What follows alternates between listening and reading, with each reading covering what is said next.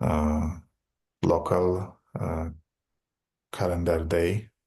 Я очень рад всех вас видеть. Сегодня последний день картики, по крайней мере, в соответствии с календарем в том месте, где мы находимся. And I'm very happy to be in your association today. И я очень рад находиться в вашей компании сегодня. Okay, so we'll go on reading Shrimad Bhagavatam 1, chapter 6. We'll start today with the verse 10. Итак, мы сегодня продолжаем читать Шримад Бхагаватам, песнь 1, глава 6, и сегодня мы читаем 10 стих. And we'll read a few verses and purports. Let's see how many. I don't know yet, but just stay in touch. И мы прочитаем несколько стихов, я пока не знаю сколько, но мы посмотрим сейчас.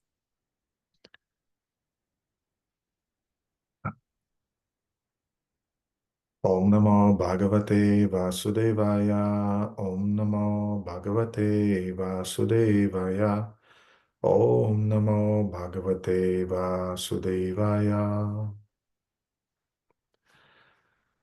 Tada tadahamishasya bhaktanam samabhipsataha anugraha manyamanaha pratishtam disham uttaram. I took this as a special mercy of the Lord, who always desires benediction for his devotees, and so thinking, I started for the north. Purport by his grace, by his divine grace, A.C. Bhaktivedanta Swami Srila Prabhupada. Confidential devotees of the Lord see in every step a benedictory direction of the Lord. What is considered to be an odd or difficult moment in the mundane sense is accepted as special mercy of the Lord. Mundane prosperity is a kind of material fever, and by the grace of the Lord, the temperature of this material fever is gradually diminished, and spiritual health is obtained step by step. Mundane people misunderstand it.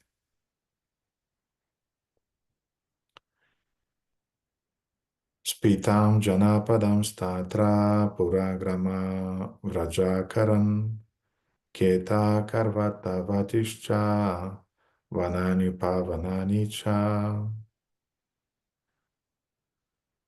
After my departure, I passed through many flourishing metropolis, towns, villages, animals, farms, mines, agricultural lands, valleys, flower gardens, nursery gardens, and natural forests. Verse 12.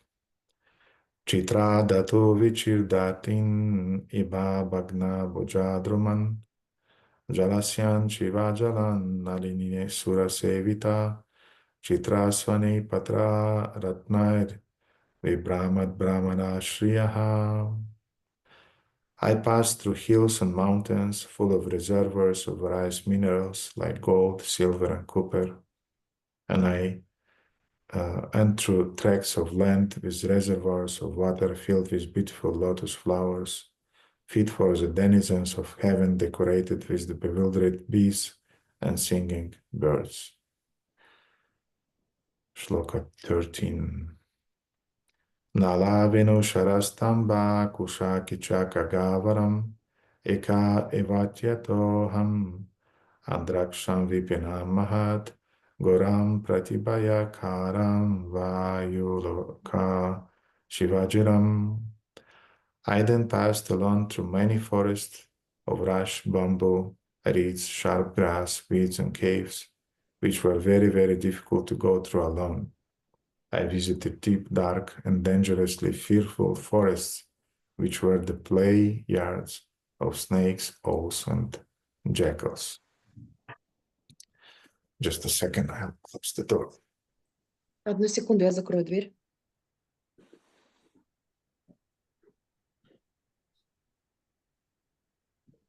So now we will read the purport of Srila Prabhupada to this verse. А теперь мы прочитаем комментарий Шрилы Прабхупады к этому стиху. It is the duty of a mendicant to experience all varieties of God's creation by traveling alone through all forests, hills, towns, villages, etc., to gain faith in God and strengthen the mind, as well as to enlighten the inhabitants with the message of God. A sannyasi is duty-bound to take all these risks without fear, and the most typical sannyasi of the present age is Lord Chaitanya, who traveled in the same manner through the central Indian jungles, enlightening even the tigers, bears, snakes, deers, elephants, and many other jungle animals. In this age of Kali, sannyasa is forbidden for ordinary men. One who changes his dress to make propaganda is a different man from the original ideal sannyasis. One should, however, take the vow to stop social intercourse completely and devote a life exclusively to the service of the Lord. The change of dress is only a formality. Lord Chaitanya did not accept the name of a sannyasi, and in this age of Kali, the so-called sannyasis should not change their former names, following in the footsteps of Lord Chaitanya. In this age, devotional service of hearing and repeating the holy glories of the Lord is strongly recommended. And one who takes the vow of renunciation of family life need not imitate the Parivrajacharya like Narada or Lord Chaitanya, but may sit down at some holy place and devote his whole time and energy to hear and repeatedly chant the holy scriptures left by the great acharyas like the six Goswamis of Vrindavana. Om Jnana Timirandasya Jnanam Janashalakaya Chakshurum Mritamina Tasmai Shri Gurave Namaha Shri Chaitanya Manobishtam Stapitam Yena Putare Svarupakadamayam Dadati Swapadantikam Vanchakalpatarabhescha Kripa Sindhube Evacha Patitanam Pavanebho Vaishnavibho Namo Namaha Jai Shri Krishna Chaitanya Prabhu Nityananda Shri Advaita Gadadhara Shivasari Gaura Bhakta Vrinda Hare Krishna, Krishna Krishna, Hare Hare, Hare Rama, Rama Rama, Hare Hare. So Narada is continuing describing what happened with him after he left his home and his mother. Итак, Нарада продолжает описывать то, что произошло с ним после того, как он покинул свой дом и оставил свою мать. He started to travel. Он начал путешествовать. And in some way, symbolically, the travel that Narada had after his encounter with the devotees Bhaktivedantas И символически это путешествие, которое он начал после своего взаимодействия с бхактивидантами, represents our own journey that we'll have in our life after we receive initiation from the spiritual master. представляет собой путешествие, которое мы отправимся после того, как мы получим инициацию от нашего духовного учителя. And like Narada is describing, that we'll see many things and we'll encounter different situations. И как Нарада описывает, мы увидим множество разных вещей и столкнемся с различными ситуациями. And also Narada is describing that he was passing alone through many forests and rushes and bamboo reeds, sharp grass and so on. И как Нарада описывает, он проходил через множество рощ, чащ, долин, дремучих лесов и так далее. And he remained alone. И он был один все это время. And in some way, we will have to deal with all the life situation also alone. И в какой-то степени мы тоже должны будем справляться с ситуациями в нашей жизни самостоятельно. From the external point of view, we'll be alone. С внешней точки зрения мы будем одни. But to the degree that we developed our spiritual consciousness, to that degree, we will not feel lonely. Но в той степени, в которой мы развиваем свое духовное сознание, в той степени мы не будем одиноки. When devotees feels loneliness, it's just a sign of a lack of Krishna consciousness. Когда преданный чувствует одиночество, это всего лишь признак духовного сознания, недостатка духовного сознания. The disciple and the spiritual master geographically can live being separated by thousands and thousands of kilometers. Духовный учитель и ученик, их могут разделять тысячи и тысячи километров с географической точки зрения. But if a disciple is devoted to the spiritual master, then he'll never feel that he's separated from the spiritual master, and he'll feel very, very close to him. Но если ученик предан своему духовному учителю, он никогда не будет чувствовать себя с ним в разлуке, он будет чувствовать себя с ним очень-очень близким. Why? Because this is the relationship of the hearts. It's not the relationships of the body. Почему? Потому что это взаимоотношения сердец, это не взаимоотношения тел. And at the same time, if a disciple is not advanced spiritually, he may be in the physical proximity of his spiritual master, but he'll not feel any benefit from associating with his spiritual master. И в то же самое время, если у ученика недостаточно развито духовное сознание, он, находясь очень близко рядом с духовным учителем, не будет получать никаких благ от такого общения близкого с его духовным учителем. And Srila Prabhupada gave the example of the mosquito, who is also sitting on the body of a person, but he is just drinking the blood. И Шрила Прабхупада приводил в пример комара, который также сидит на теле человека и пьет кровь.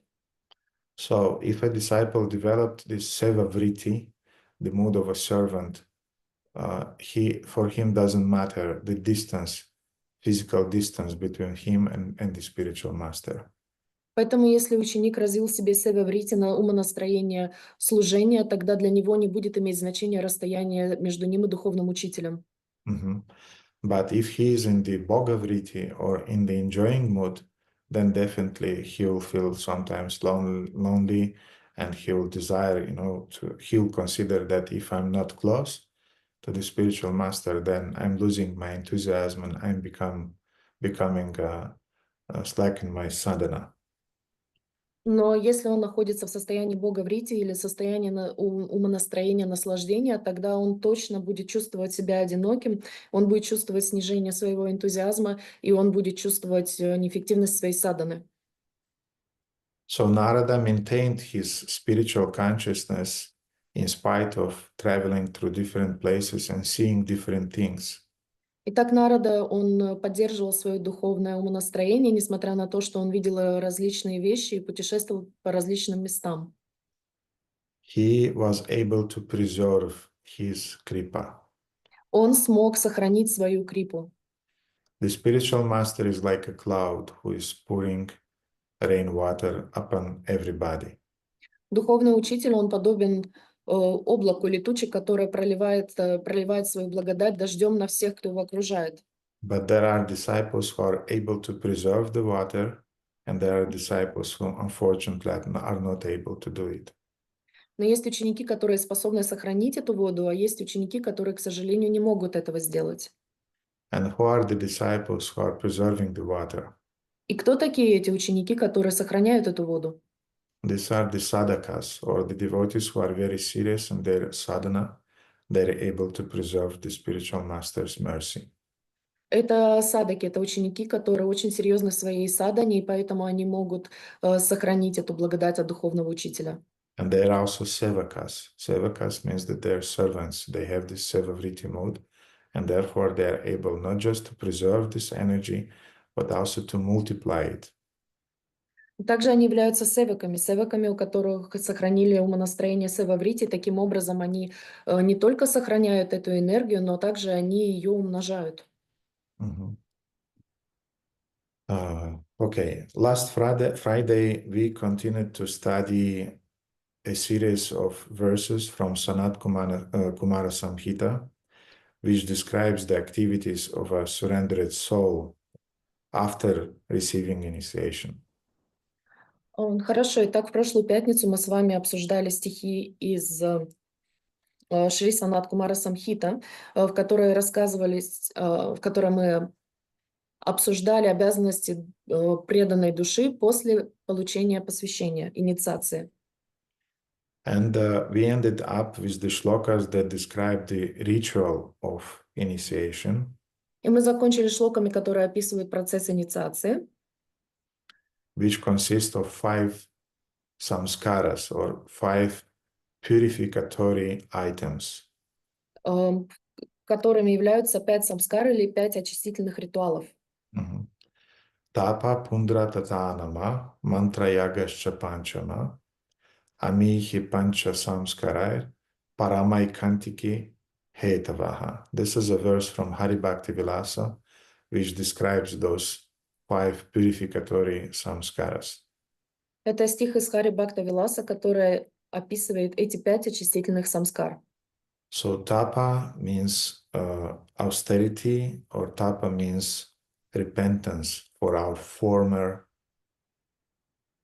sinful activities. Тапа означает аскезу или очищение от наших прошлых греховной деятельности. And tapa means also on the physical level, the spiritual master is making tapa to his disciple in the form of a stamping, branding with the hot iron on the shoulders of the disciple. We spoke about that last Friday. И также тапа на физическом уровне означает маркировка или клеймение духовным учителем своего ученика на плечах. Мы обсуждали это с вами в прошлую пятницу. Mm-hmm. So when the disciple is ready to be branded like that, this means that he really is serious. Таким образом, когда ученик готов к такого рода клеймению, это означает, что он серьезен в своих намерениях. Mm-hmm. And when the spiritual master saw that the disciple is serious, then he awarded him the right to wear pundra. And pundra means tilak, marks on the body, on the forehead. И когда духовный учитель видел эти серьезные намерения у своего ученика, он давал ему право носить пундра. Пундра означает тилака на его лбу. And pundra is also called urdhva pundra, which means signs that are going up. И пундра означает также урдва пундра, это означает знаки, которые ведут вверх. And we have symbolically our aspirations are leading us up and on the vertical plane. And on the horizontal plane, we break our relationship with the material world. And this symbolic is represented by our kantimala that we are wearing. Итак, наши стремления, они показывают вертикальный путь нашего стремления вверх, а на горизонтальном плане мы прекращаем все свои взаимоотношения с материальным миром, которые представляют собой канхималы. Then this third stage of initiation or item of initiation is called nama. И третья стадия инициации называется нама. Nama means two things, means receiving the holy name and receiving also dasa nama, or a name of a servant. И нама означает две вещи. Нама означает инициацию святое имя, и также это означает нама даса, получение духовного имени. Such and such dasa or such and such devidasi. Такой-то даса или такая-то девидаси. And as we spoke, dasa or devidasi is a mindset. This is not just a title. It means that I am a servant of the servant of the servant, and I don't have any envy towards anybody. И как мы с вами говорили уже, что даса или в девидаси это является не просто названием, это является умонастроением. Умонастроение того, что я являюсь слугой, слуги. Mm-hmm. And then after nama, the disciple receives mantra. И потом после намы ученик получает мантру. In our case, it means Gayatri mantras, which contains in itself Surya Gayatri. В нашем случае это означает получение Гаятри мантры, которая включает в себя Сурья Гаятри, Guru Gayatri, Гуру Гаятри, Gaura Gayatri, Гаура Гаятри, Gopal mantra, and Kama Gayatri. Гопал мантра и Карма Гаятри. Kama Gayatri. Кама. And all of these mantras, they have extreme energy and powers, which really helps us to go deep in our chanting of the holy names of the Lord. И все они обладают невероятной силой и энергией, которые помогают нам обрести глубину понимания священного имени. And also go deep in our developing our personal relationship with the Ishta Devata, the deities of our hearts.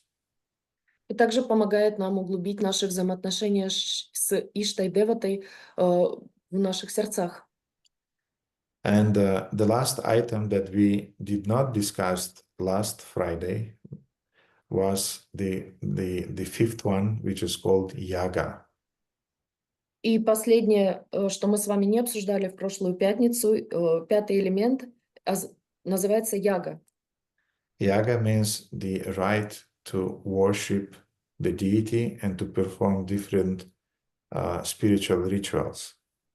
Яга означает право поклонения божествам и делать различные ритуалы. Mhm. We'll discuss it in a few minutes, but before that, I want to mention a verse from Hari Bhakti Vilasa, which says, which describes the importance of receiving all these five purificatory items or passing through all these five stages of initiation Pancha Samskara.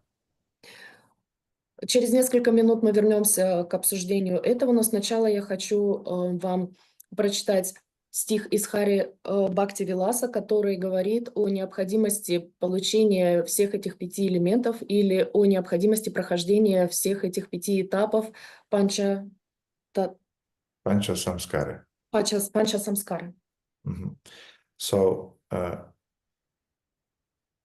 Sanatana Goswami is quoting a verse from Vishnu Yamala. Санта Госвами цитирует стих из Вишну Yamala. Ямала. And he's saying, Sneha dva labito vapi. If out of sneha, out of just sentimental affection or greed, one takes a disciple without following all the initiation rituals, Он говорится, что если из-за сниха, из-за некоторых сентиментальных привязанностей или из-за жадности кто-то принимает себе кого-то в ученики, без того, чтобы следовать всем ритуалам инициации, then both he and his disciple are subjected to the curse of all the gods. тогда и он, и его ученики подвергаются всем возможным проклятиям со стороны богов. Mhm. Mhm. So, in other words, those initiation rituals are serious. Иными словами, эти ритуалы посвящения являются очень серьезным делом. And the need of initiation and passing through all those five samskaras is supported by many, many shastras. И необходимость получения этой инициации, прохождения через все 5 этих самскар, они подтверждаются многими шастрами.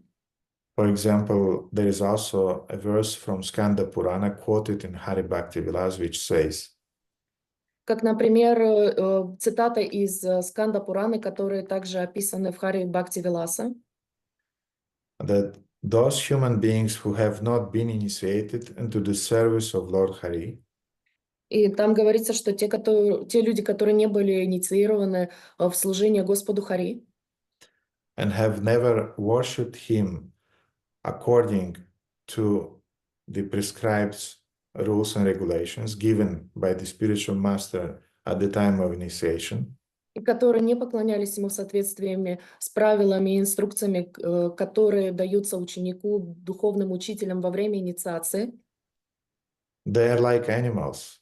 они подобны животным. And what is the value of their lives? И какова ценность их жизни? So these are really strong statements. Итак, это очень-очень серьезное утверждение. Also, there is a verse from Brahma Imala which says, Также существует стих из Брахма Вимала, который говорит, that all the activities of a non-initiated devotee or of a non-initiated person are in vain, are the spiritual activities, all the sadhanas of a non-initiated person is in vain. и там говорится, что любые действия, любая духовная активность неинициированного преданного или неинициированного, непосвященного человека, все они напрасны. And then we have the heaviest statement that I ever met regarding that subject. И вот также у нас есть самое тяжелое, трудноваримое, неудобоваримое утверждение, которое я слышал касательно этого в своей жизни. That those who are not initiated, those human beings who are not initiated, they take birth as animals. Что те люди, которые не инициированы, они в следующей жизни становятся животными. Now, these statements should not be used by devotees as some sticks to beat non-initiated devotees, young devotees. Итак, эти утверждения не должны использоваться инициированными преданными в качестве роск или палок, которыми они будут бить неинициированных преданных. Mhm. These verses are for us to understand that this ritual is very, very serious. This commitment in life is very, very serious. Эти стихи, они всего лишь показывают нам, насколько серьезная инициация, насколько она важна. And in today's purport, Srila Prabhupada stressed exactly this point that Narada took some commitments and he followed them. И в комментарии к этому стиху Шрила Прабхупада очень сильно подчеркивает именно эту идею, что Нарада Муни, он принял определенные обязательства, и он серьезные обязательства взял на себя в этом отношении. And Prabhupada is describing a variety of different devotees who are taking things seriously. There are sannyasis, parivrajacacharyas who are traveling from place to place, and they're serious in their spiritual practice. И Шрила Прабхупада описывает такого рода серьезных инициированных людей, которые по-серьезному относятся к своим обязательствам. Это саньяси, это паривраджакачари, которые путешествуют по различным местам. Or there are householders who are also serious and they also follow their duties, spiritual duties, by remaining in one place, but by being fully dedicated to their spiritual practice. Или они также могут являться домохозяевами, которые остаются в том месте, в котором они находятся, но они со всей серьезностью исполняют те обязанности, которые им предписаны. Mhm. Okay, so now let's speak a little bit about the fifth samskara, which is called yaga.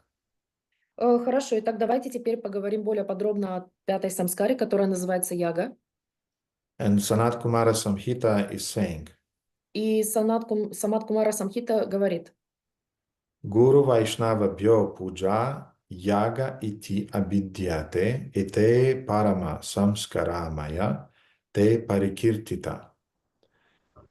The yajna or yaga is the worship of the spiritual masters and the Vaishnavas. Thus I have described these great samskaras to you. Ягья — это поклонение духовному учителю и вайшнавам. И так я описал вам эти великие самскары. So it's very interesting because yaga usually is described as the right to worship the form of the Supreme Lord. Итак, это очень интересно, потому что яга обычно подразумевает под собой право служения высшему, верховному Господу. And just a second, I'm sorry. Одну секунду, я извиняюсь.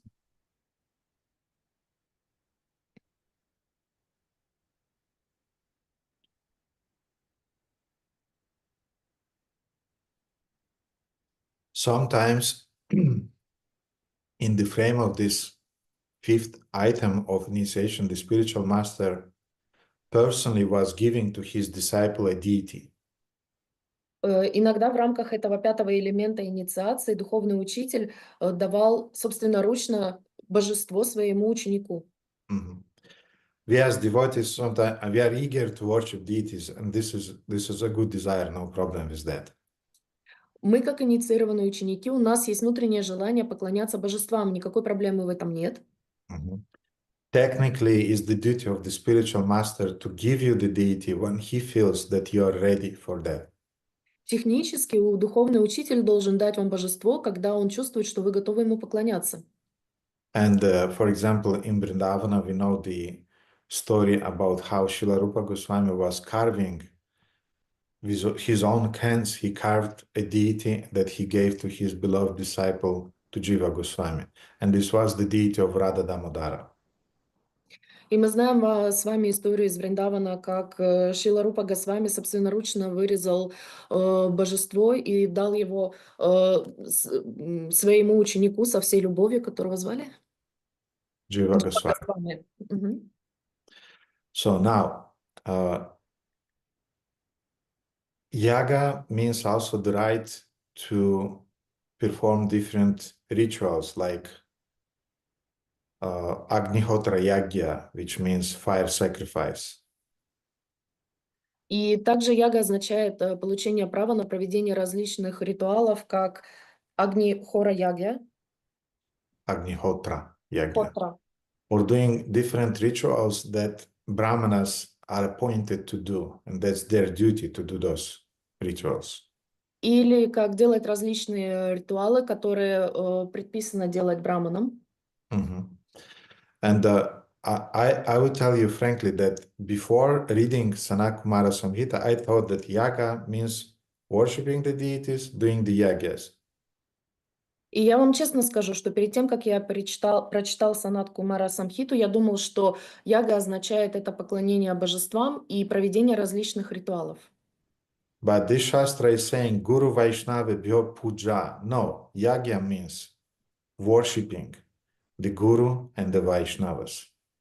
Но этот стих говорит нам нет, это означает, яга означает поклонение духовному учителю и вайшнавам. So again, this Shastra is trying to take us out of this zone, which is called the zone of Kanishta mentality. И еще раз, яга просто вытягивает нас, вытаскивает из состояния, которое называется умонастроение каништы. Mhm. Because Kanishta Adhikari is described in terms of Archayam eva haraye pujamyat shadaye hete natat bhakteshu cha anishu sa prakrita smrita sa bhakta prakrita smritaha. Потому что каништа адикари подразумевает под собой Archayam eva haraye means that he's fixed in worshipping the Archana, the deity. означает, что он стабилен в своем поклонении божествам. He have faith in worshipping the deity and У него attraction. есть, у него есть вера в поклонение божествам и привязанность, привлеченность. But natat bhakteshu cha anishu, he is not or she is not able to build real substantial relationship with devotees. Но он не способен построить серьезные взаимоотношения с преданными. And their devotees, please don't think that your ability to be nice and your ability to be politically correct and your ability to be sensible means real relationship with devotees. И, пожалуйста, дорогие преданные, не думайте, что ваша способность быть очень милыми, политически корректными, ваша способность к общению означает, что вы можете строить серьезные глубокие отношения. Sometimes I'm asking devotees, what are your relationships with your God brothers and God sisters? Иногда я спрашиваю преданных, какие у тебя взаимоотношения с твоими духовными братьями и сестрами. Very nice. I'm smiling to them and they're smiling to me, and we feel some affection. I mean, we are nice comrades. М, Они говорят, да, мы улыбаемся друг другу, мы разговариваем, мы видимся, и да, мы хорошие товарищи. No, this your ability to be cultured in relationship doesn't mean that you have a profound relationship with other devotees. Нет, твоя способность к культурным взаимоотношениям с окружающими людьми не означает, что у тебя есть глубокие взаимоотношения с преданными. The essence of those relationships is Guhyama Khyati Prichhati principle. Основой этих взаимоотношений является этим принципом. Является принцип Guhyama Khyati Prichhati, which means that you are revealing confidential thoughts and realizations with devotees, Который означает, что вы раскрываете сокровенные мысли и проблемы с другими преданными, and that devotees are sharing with you confidential thoughts and realizations and spiritual realizations from their hearts to your heart because they trust you. И это также означает, что преданные, в свою очередь, раскрывают вам свое сердце и рассказывают вам о своих умозаключениях и различных духовных достижениях, потому что они вам доверяют, и они открывают вам свое сердце.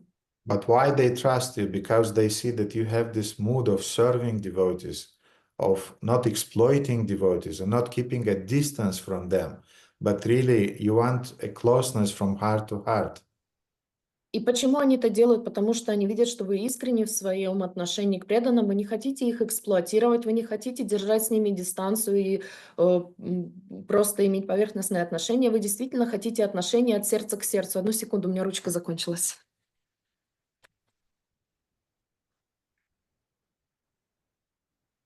Извините. Our ability to remain impersonal in relationship is phenomenal. Наша способность оставаться имперсональными безличностями во взаимоотношениях, она является просто феноменальной.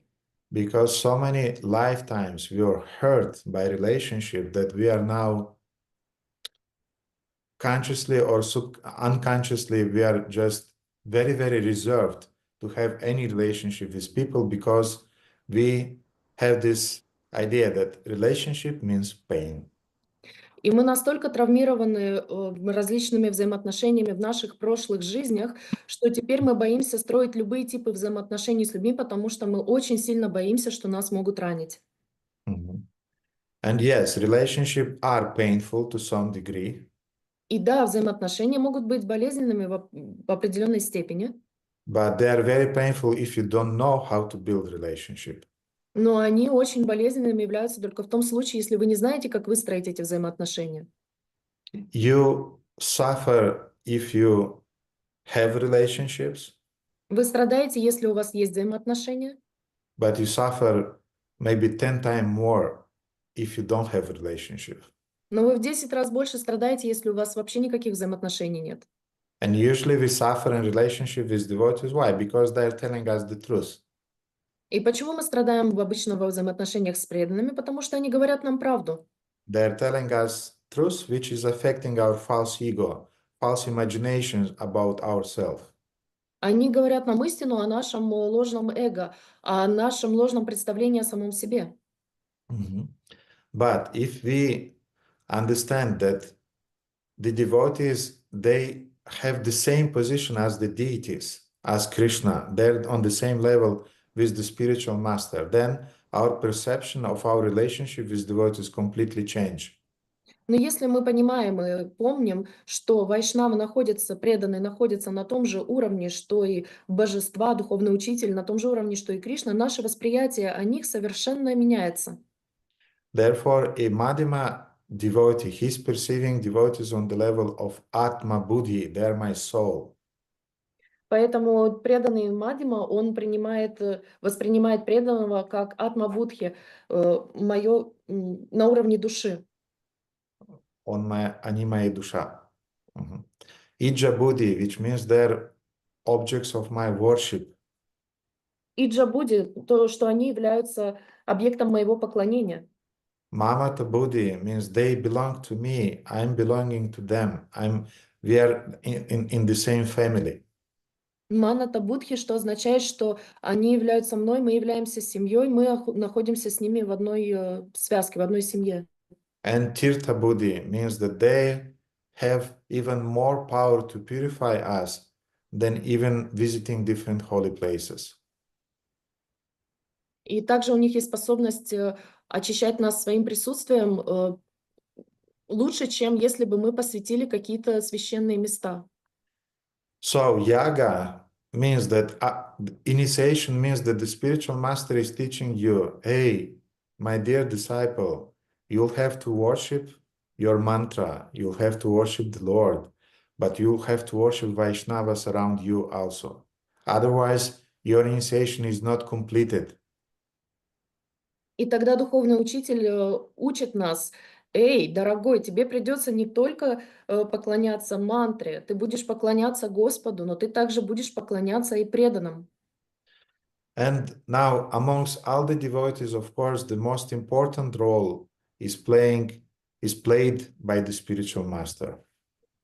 И само собой разумеющееся, что среди всех преданных самую главную роль играет духовный учитель.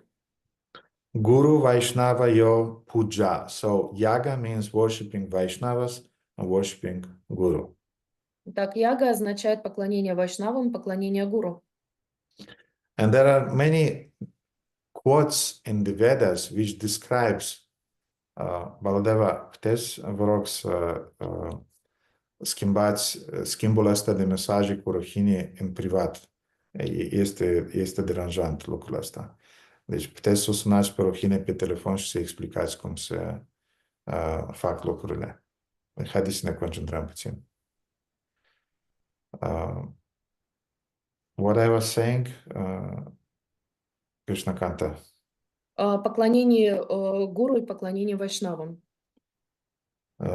Yes, in the Vedas there are many different statements that are saying that that confirms that the highest aspect of yaga is worshipping of the spiritual master. И да, в Ведах во многих местах говорится, что высшая степень яги — это поклонение вайшнавам. So, Krishna Kanta, I did not give you this verse, but I'll read it and you just translate as you hear it. One is not far from perfection if his intelligence is fixed. Человек находится недалеко от состояния идеала, если его ум сосредоточен In worshipping the deity, the mantra, and the guru. на поклонении божеству, мантре и гуру. The soul of the mantra is the deity. Душой мантры является божество.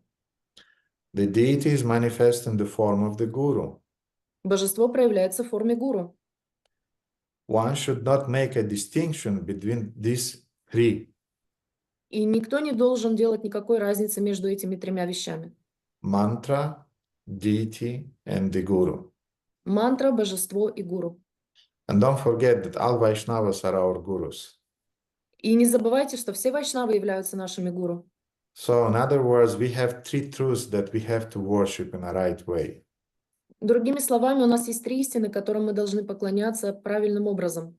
The deity form of the Lord, Божественная форма Господа, the name form of the Lord, форма имени Господа, and the Vaishnava, Guru Vaishnava form of the Lord. и также вайшнава гуру форма Господа.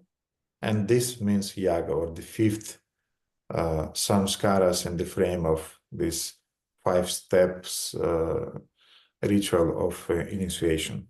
И это означает яга самскара, которая находится в рамках этих 5 очистительных ритуалов инициации. Now, there are different forms of worshiping the Guru. Итак, существуют различные формы поклонения гуру.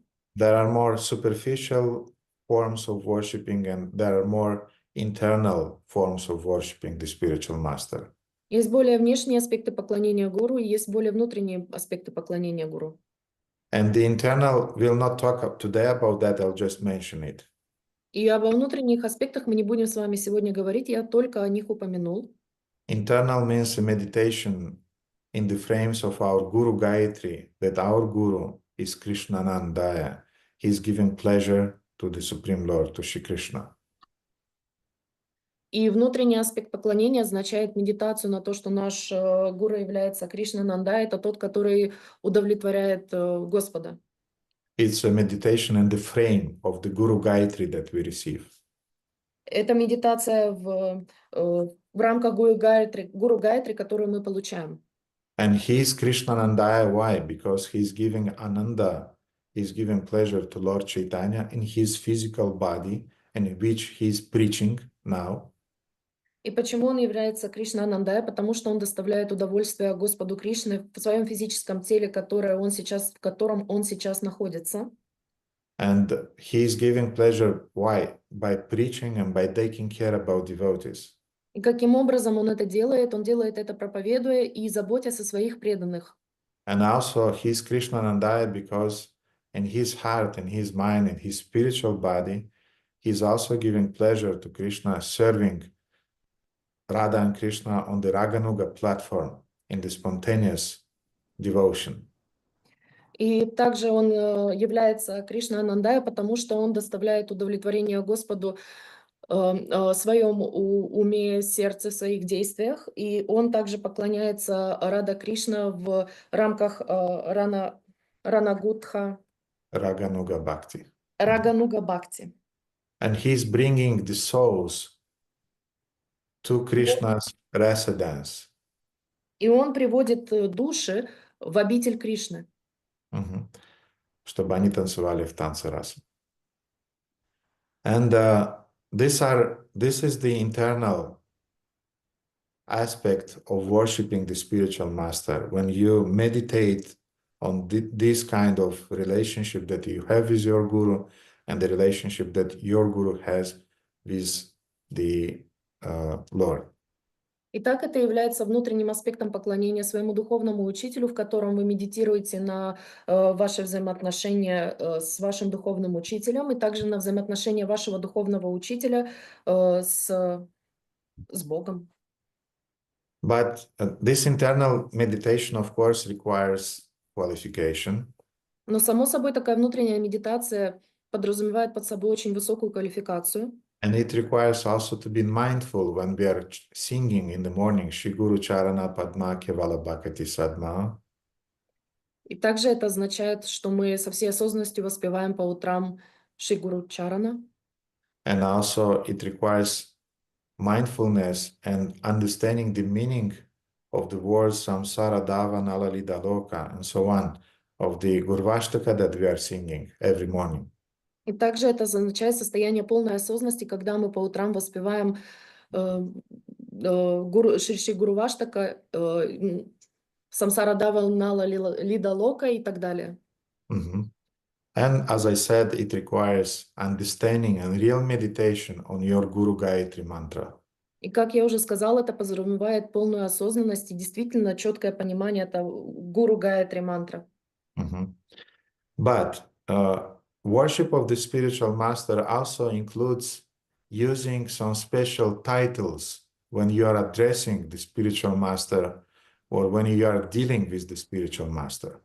Также поклонение духовному учителю означает обращение к духовному учителю или форма обращения к духовному учителю, когда вы к нему подходите. And there are different honorific titles that should be used before saying the name of our spiritual master. И существуют различные уважительные формы, обращения, которые мы должны использовать, когда мы обращаемся к нашему духовному учителю. And they are making part of our Vaishnava Sadachar, Vaishnava etiquette. И они являются частью нашего вайшнавского этикета. And the Vaishnava Sadachar, first of all, is saying that you should never speak casually the name of your spiritual master. И Вайшнава Садачары говорится, что вы не должны никогда фамильярно произносить имя духовного учителя. And you should also not say this name of your spiritual master without using some honorific titles. И вы также не должны произносить имя своего духовного учителя, не произнося при этом различные уважительные титулы. Therefore, we are using these titles like Shri Shrimad or Srila, such and such Swami Maharaj. И поэтому мы используем с вами такие обращения, как Шри, Шримат или Шрила, перед тем, как обратиться к нашему духовному учителю. Or Shripad, for example. They are all connected with the term Shri. Или Шрипад, например, они все связаны между собой этим префиксом Шри. Shri means Lakshmi Devi or spiritual energy. Шри означает Лакшми Деви или духовная энергия. Also, the Sadachar is saying that you should never say the name of your spiritual master without feeling some devotional attitude or respect towards your spiritual master.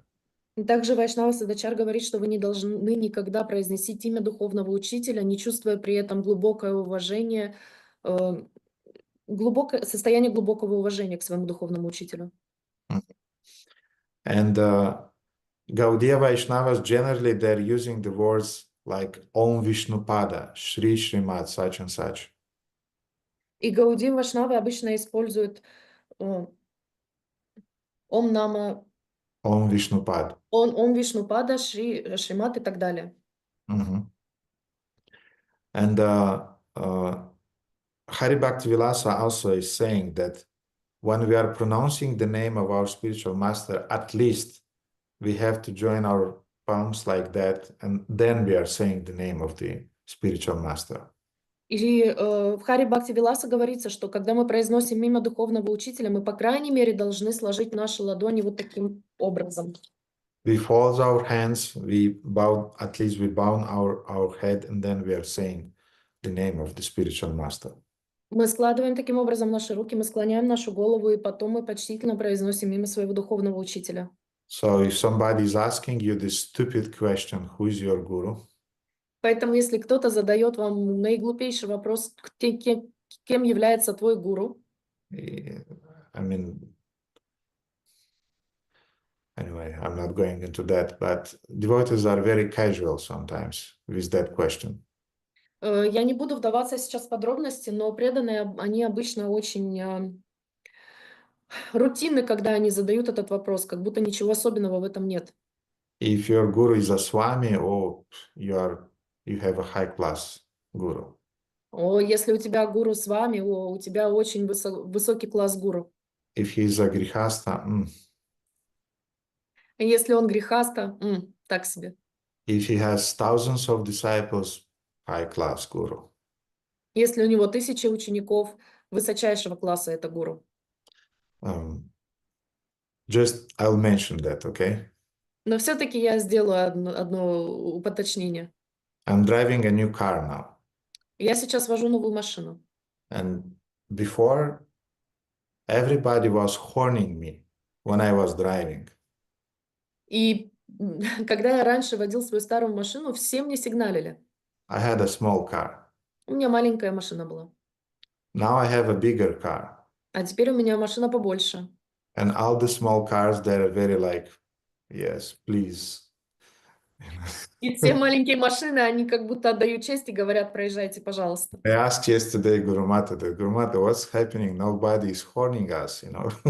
Я спросил вчера Гурумата, что происходит, почему нам никто не сигналит? And she said, perhaps we have a bigger car, you know, and people offer respect. Возможно, потому что у нас теперь большая машина, и люди оказывают нам почтение. So if you say a big name of a big guru, then wow, you're meant to be respected. Поэтому, если вы называете имя большого человека, большого гуру, все сразу, они вас уважают. So devotees, unfortunately, they have this prakrita mentality often. Therefore, when they are asking the name of the spiritual master, then they're asking because they want to put you in some box in order to understand how to deal with you, how to treat with you, just in accord with some superficial material considerations. И у преданных есть это умонастроение пракрита, в котором они хотят поместить вас в определенную коробку категорий, в которой они будут четко понимать, каким образом они могут с вами взаимодействовать, потому что они имеют этот материальный поверхностный уровень общения с людьми. Mhm. So anyway, if you ever received such a question, who is your guru? And sometimes you have to reply. There is no choice. И поэтому, когда вам задают этот глупый вопрос, на который вы должны будете ответить, потому что у вас не будет выбора, You should always use some honorific title before mentioning the name of your guru. вы всегда должны будете произносить какой-либо уважительный титул перед тем, как произносить имя своего духовного учителя. This is the part of the yaga, the fifth samskara. Это является частью яга, пятой самскарой. Otherwise, your initiation is not full. А иначе ваша инициация не является полной. Otherwise, it means that you are shy, that you are a disciple of such and such spiritual master. Иначе это показывает, что вы стесняетесь, что вы являетесь учеником такого-то, такого-то духовного учителя. Now I will read some explanations from one of the disciples of Srila Bhaktisiddhanta Saraswati, И сейчас я вам прочитаю абзац из одного ученика Bhaktisiddhanta Saraswati, Бхактисиданта Сарасвати, by the name Bhakti Pramod Puri Goswami Maharaj, которого зовут Bhakti Pramod Puri Goswami Maharaj. And Puri Maharaj is describing, he's giving some examples of the titles that devotees should use before saying the name of their spiritual masters. И Пури Махарадж описывает уважительные формы, с которыми ученик должен обращаться к своему духовному учителю. One of the most used title in our Gaudiya tradition is the name Om Vishnupad. Самое распространенное уважительное обращение к духовному учителю, которое есть в нашей традиции, это Ом Вишнупад. Mhm. And he's saying, the Vedic mantra Om is recited first to remind the disciple of the spiritual master's divine nature. Говорится, что мы произносим сначала мантру Ом, которая напоминает ученику о положении духовного учителя And his identification with Krishna and Vishnu. и его идентификация с Вишной. Тождества. Тождество. Мгм. Yesterday I read a quote from where it was. It was also a quote from Hari Bhakti Vilas. Yeah. Я вчера прочитал цитату, она также была из Хари Бхакти Виласы. How do we become a Vaishnava? Как ты становишься вайшнавом? By acquiring Vishnu's qualities. Принимая качество Вишну. How do you acquire Vishnu's qualities? А как ты получаешь, достигаешь этих качеств? By worshipping Vaishnavas. Поклоняясь вайшнавам. By worshipping Vaishnavas, you receive from them, through them, you receive Vishnu, Lord Vishnu's qualities.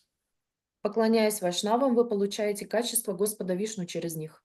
And the word itself, Vaishnava, means like Vishnu. И само слово вайшнав означает как Вишну. Vaishnava doesn't mean follower of Vishnu. Вайшнава не означает последователь Вишну.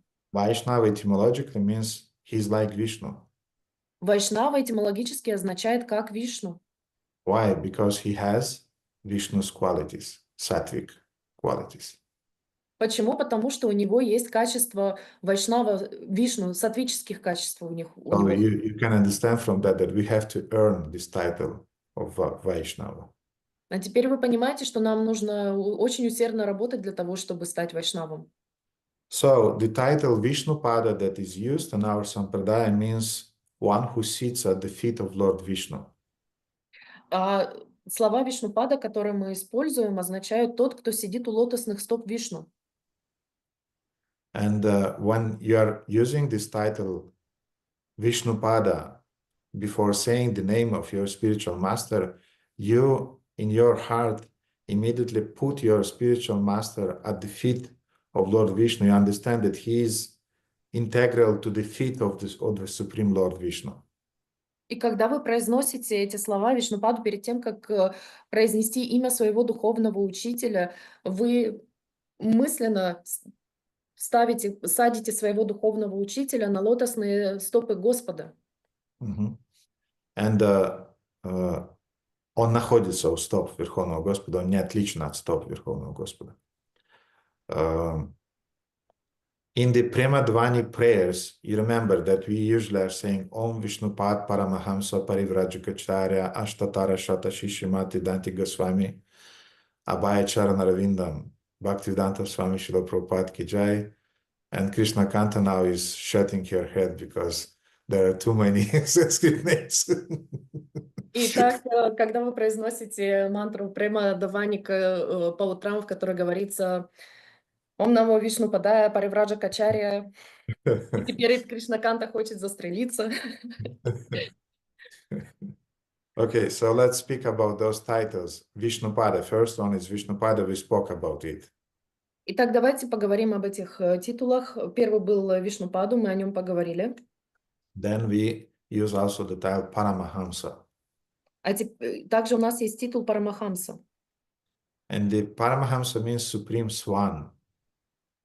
Парамахамса означает Верховный, высший лебедь. Swan is a bird that is considered to be most beautiful, most sattvic amongst birds. Лебедь является самой чистой, самой сатвической птицей среди всех птиц. Who remembers what special quality a swan possess Кто that помнит, какое, makes him glorified and described in the Vedas? кто помнит, какое качество, каким качеством обладают эти птицы, которые описано в Ведах? Dinabandhu Prabhu, you are first. Динабанду, пардон. Extracting the essence. So there is a milk and water mixture, and swan is coming, just taking the milk and leaving the water. Это способность извлекать суть. Когда в лебеде дают смешанное молоко и воду, он извлекает только молоко. Yes. We are not speaking about material swans on our planet, Мы не говорим сейчас о материальных лебедях, которые находятся на нашей планете. but the Rajahamsas, the swans on the highest planets, they have this ability. Но раджа-хамсы, обитатели высших райских планет, у них есть эта способность. Mhm. And they have this quality of saragrahi, extracting the essence. И у них есть это свойство сараграхи, извлечения сути. And when a disciple is using this term, then he shows his appreciation of the guru's spiritual achievement and ability to always seek the essence and present the essence of things.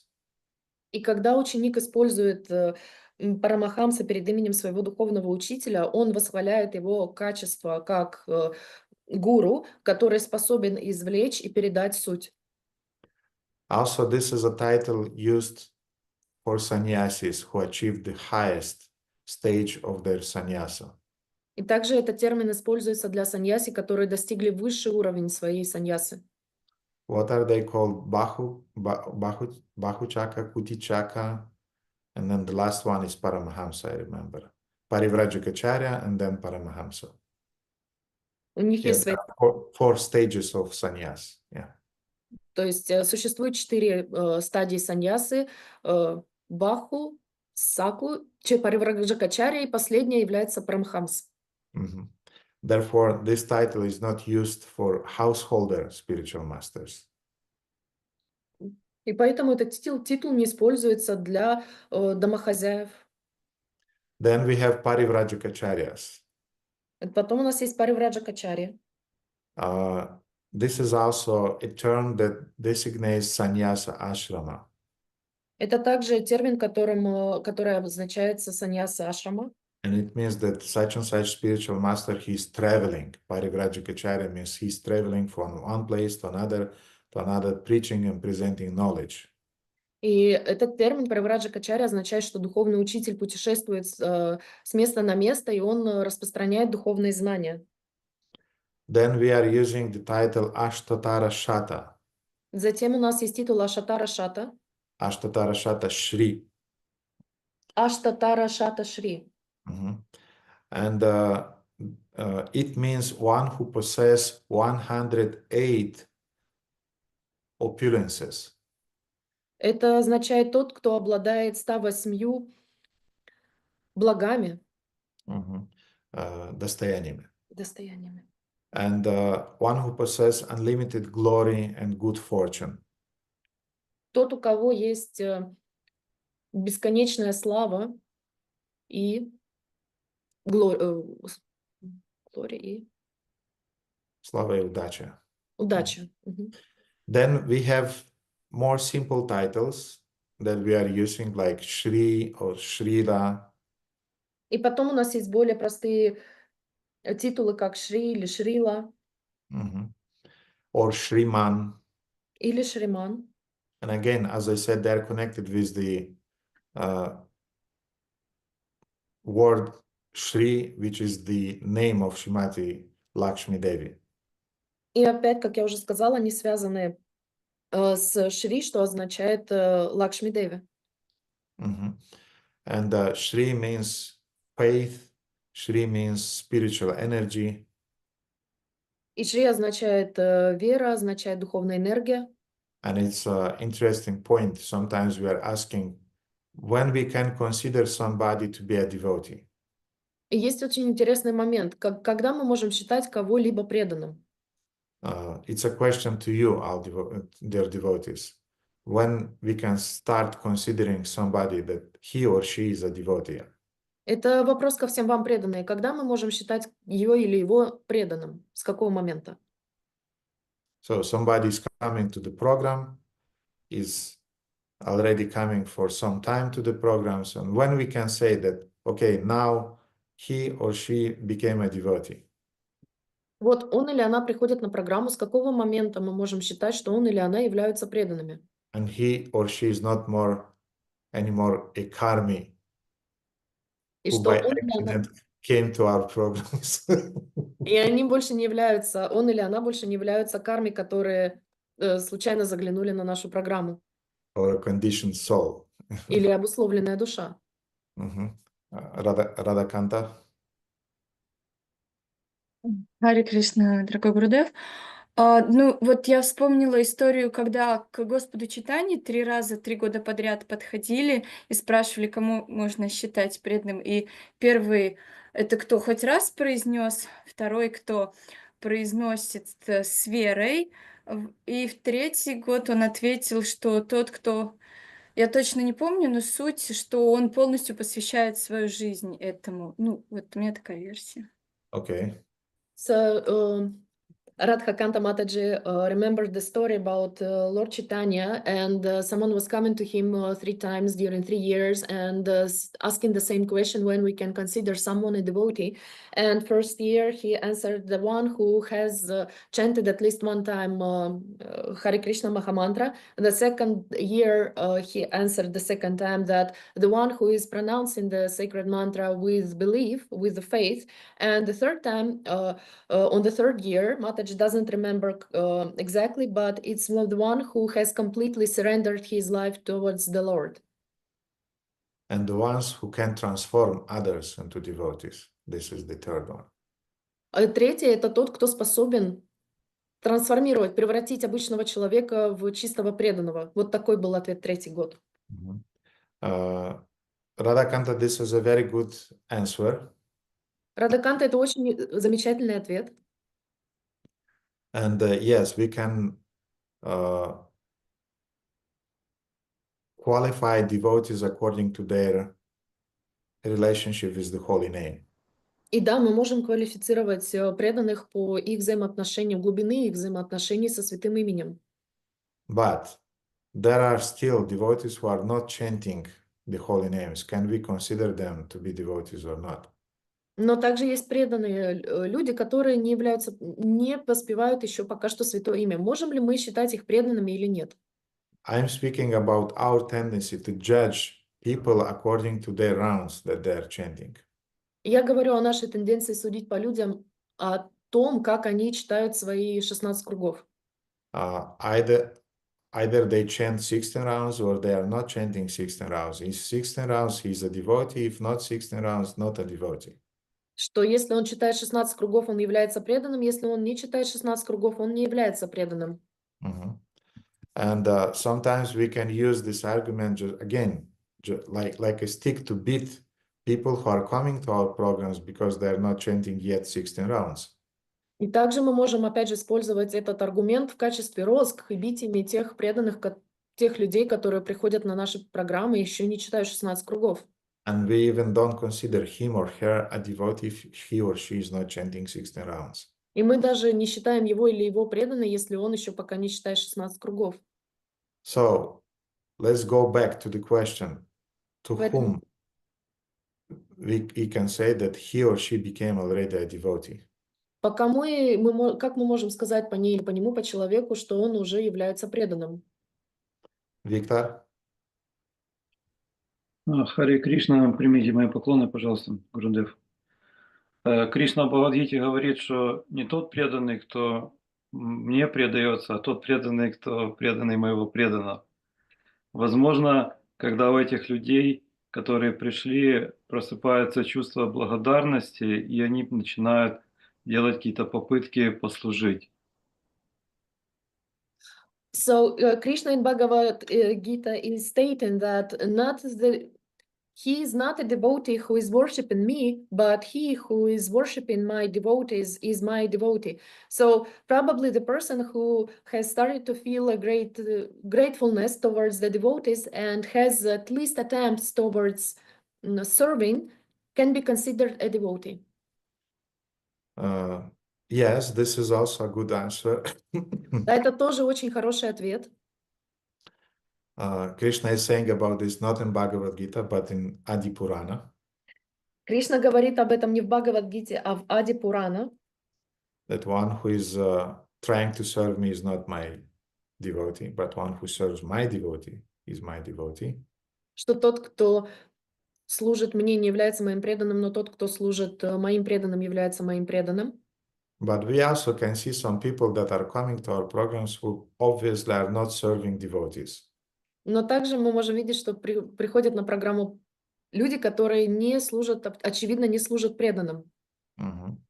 At least we can see them being very actively engaged in serving other devotees in a conscious way, in a devoted way.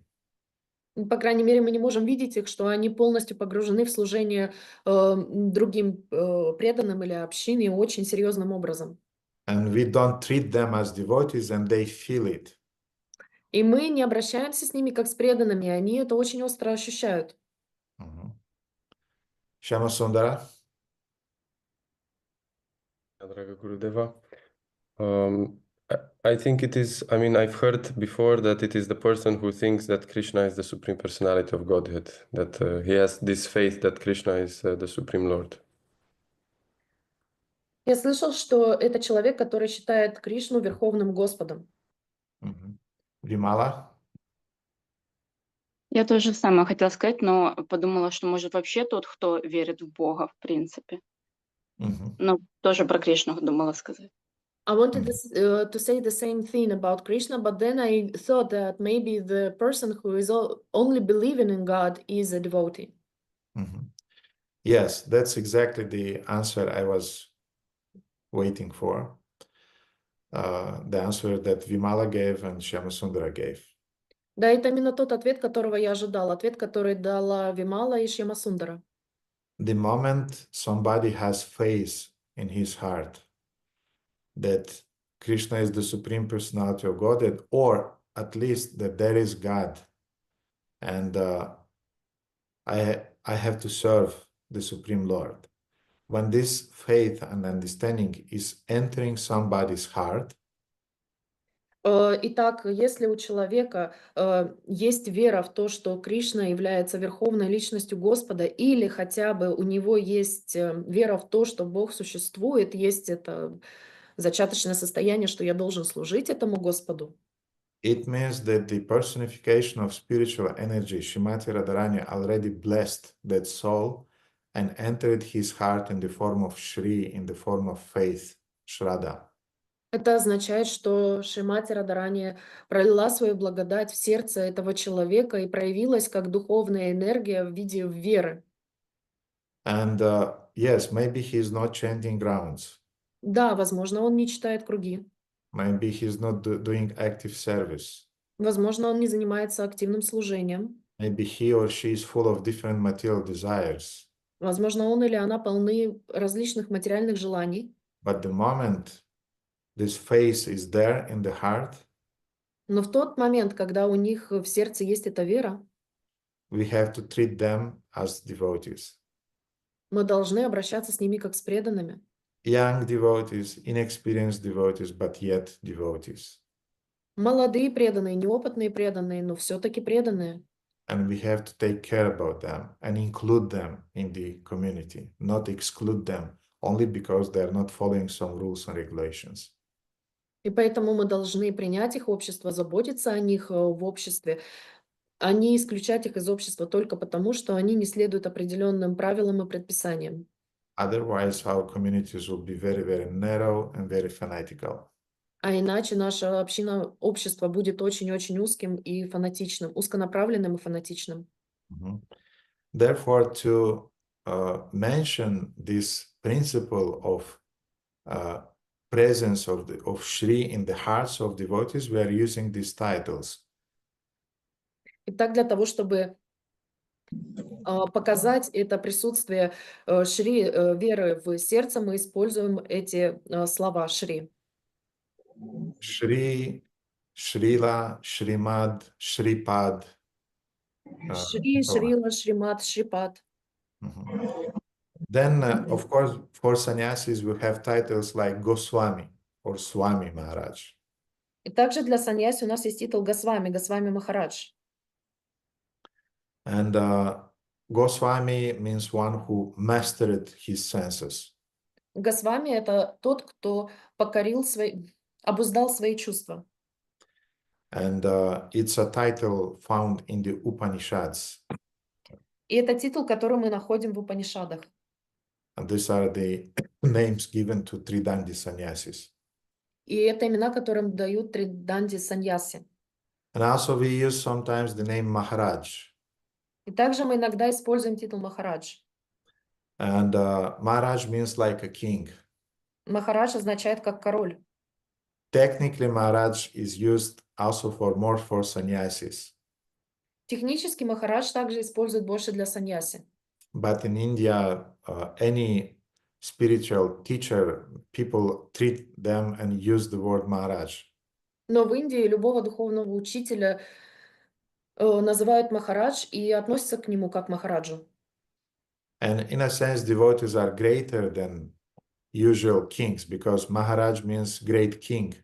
Devotees are more, how to say, elevated than the usual kings. И Махарадж означает, что преданные, они являются даже больше, чем король, потому что Махарадж означает великий король, то есть преданные являются великими королями. Why? Because again, they're controlling their pushings, they're controlling their senses, their desires. And if you can control yourself, you can control the whole world. И почему? Потому что они контролируют свои намерения, мысли, желания, чувства. И если вы можете контролировать себя, вы можете контролировать весь мир.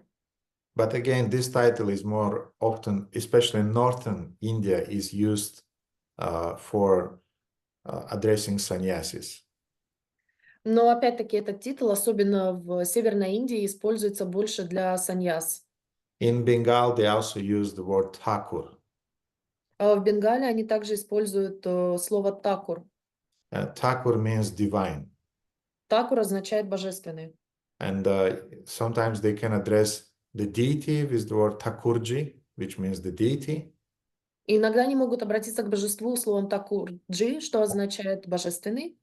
Or we can use it by saying Baladeva Thakur or Shyamasundara Thakur, for example, which means that Baladeva divine or Shyamasundara divine. Or Или мы Vishnu можем Thakur, which means divine.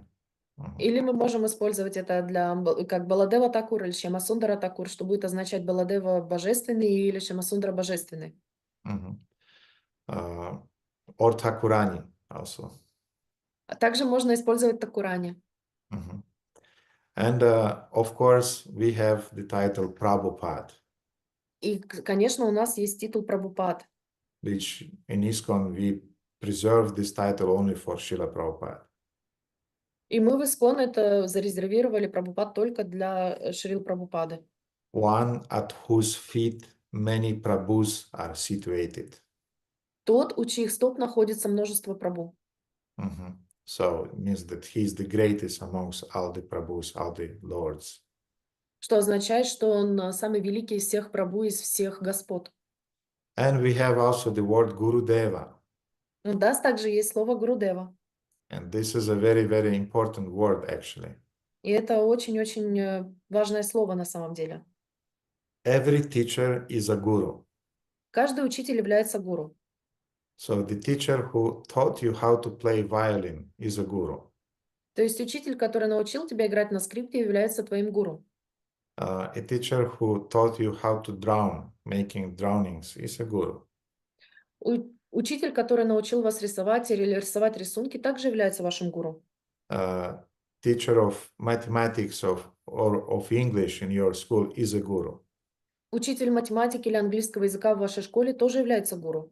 So in India, when they describe some teacher, they're using the word guru. И в Индии, когда они говорят о каком-то учителе, они используют слово гуру. Astrology teacher, mathematics teacher, sport teacher, parents, they are all described by the word guru, gurus. Учителя астрологии, спорта, даже наши родители, они все являются гуру. But then we have this title Deva after the guru. Но потом у нас есть титул Дева после гуру. And this means that he's not just an ordinary teacher, И это уже означает, что он не просто обычный учитель, but he's a spiritual teacher because Deva means divine. он духовный учитель, потому что Дева означает божественный. So Guru Deva means spiritual divine teacher who is teaching divine knowledge. Итак, Гуру Дева означает гуру, который учит нас духовному знанию. And we have this beautiful verse from Srimad Bhagavatam, 11th canto. И у нас есть этот красивый стих из Шримад Бхагаватам 11 песни. Acharya mam vigyaniyat, navamaneta karhichit, namartya buddhashveta, sarva deva mayo guru. Who knows this verse, by the way? Кто знает этот стих, кстати? Baladeva knows. Баладева знает. Or is Shamasundara? Shamasundara is not here. Can't he? Yeah, Shamasundara also knows. I remember that you know the verse. Да, Шима Сундара тоже знает. Я помню, что он знал этот стих. Well, their devotees, you are doing really bad. Only two of you knows this verse. Но, дорогие преданные, дела совсем плохи. Только двое из вас знают этот стих. По-русски это звучит следующим образом. Вы двоечники, троечники. Anyway, and I don't know how to say it in English, and maybe I should not say it, but it means that you're not serious and you're studying. Acharya man vigyanyan. You should know that Acharya is non-different from myself. Вы должны знать, что Ачарья не отличен от меня. Acharya means a spiritual master who is teaching by his own example. Ачарья означает духовный учитель, который учит посредством своего собственного примера. He's teaching by his own life. Учит своей жизнью. Navamaneta karhichit. There should be no any doubt about that. Не должно быть никаких сомнений в этом. Namartya buddhyashveta. If you treat the spiritual master as an ordinary person, you possess martya buddhi, which means you have a mortal intelligence. И если вы будете относиться к своему духовному учителю как к обычному человеку, это означает, что у вас мертвый интеллект.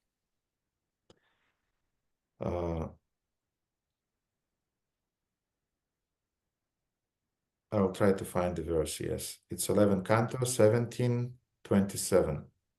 Это 11-я песня. Какой стих? 11, 17, 27. So, Navamaneta Karhichit, that means one should never disrespect the spiritual master. Это означает, что нельзя не проявлять неуважение к духовному учителю. Avamaneta means never disrespect him. Аваманета означает никогда не проявлять к нему неуважение. And again, I said today that we respect the spiritual master. The first sign that we really respect our spiritual master is that we never say his name in vain. And if we are saying his name, we are using some honorific title.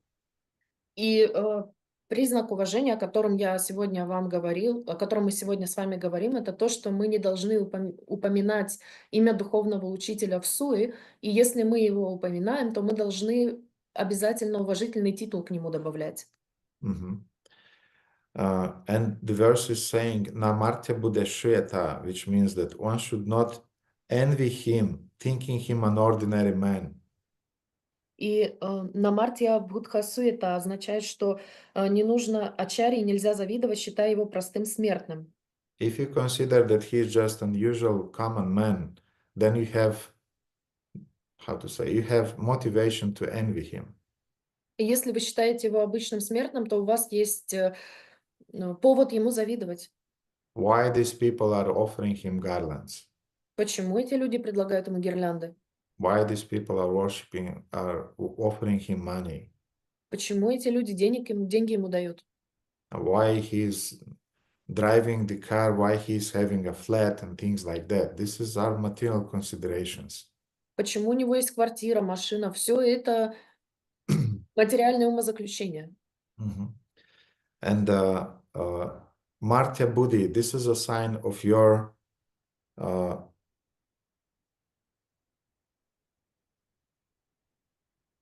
mortal intelligence.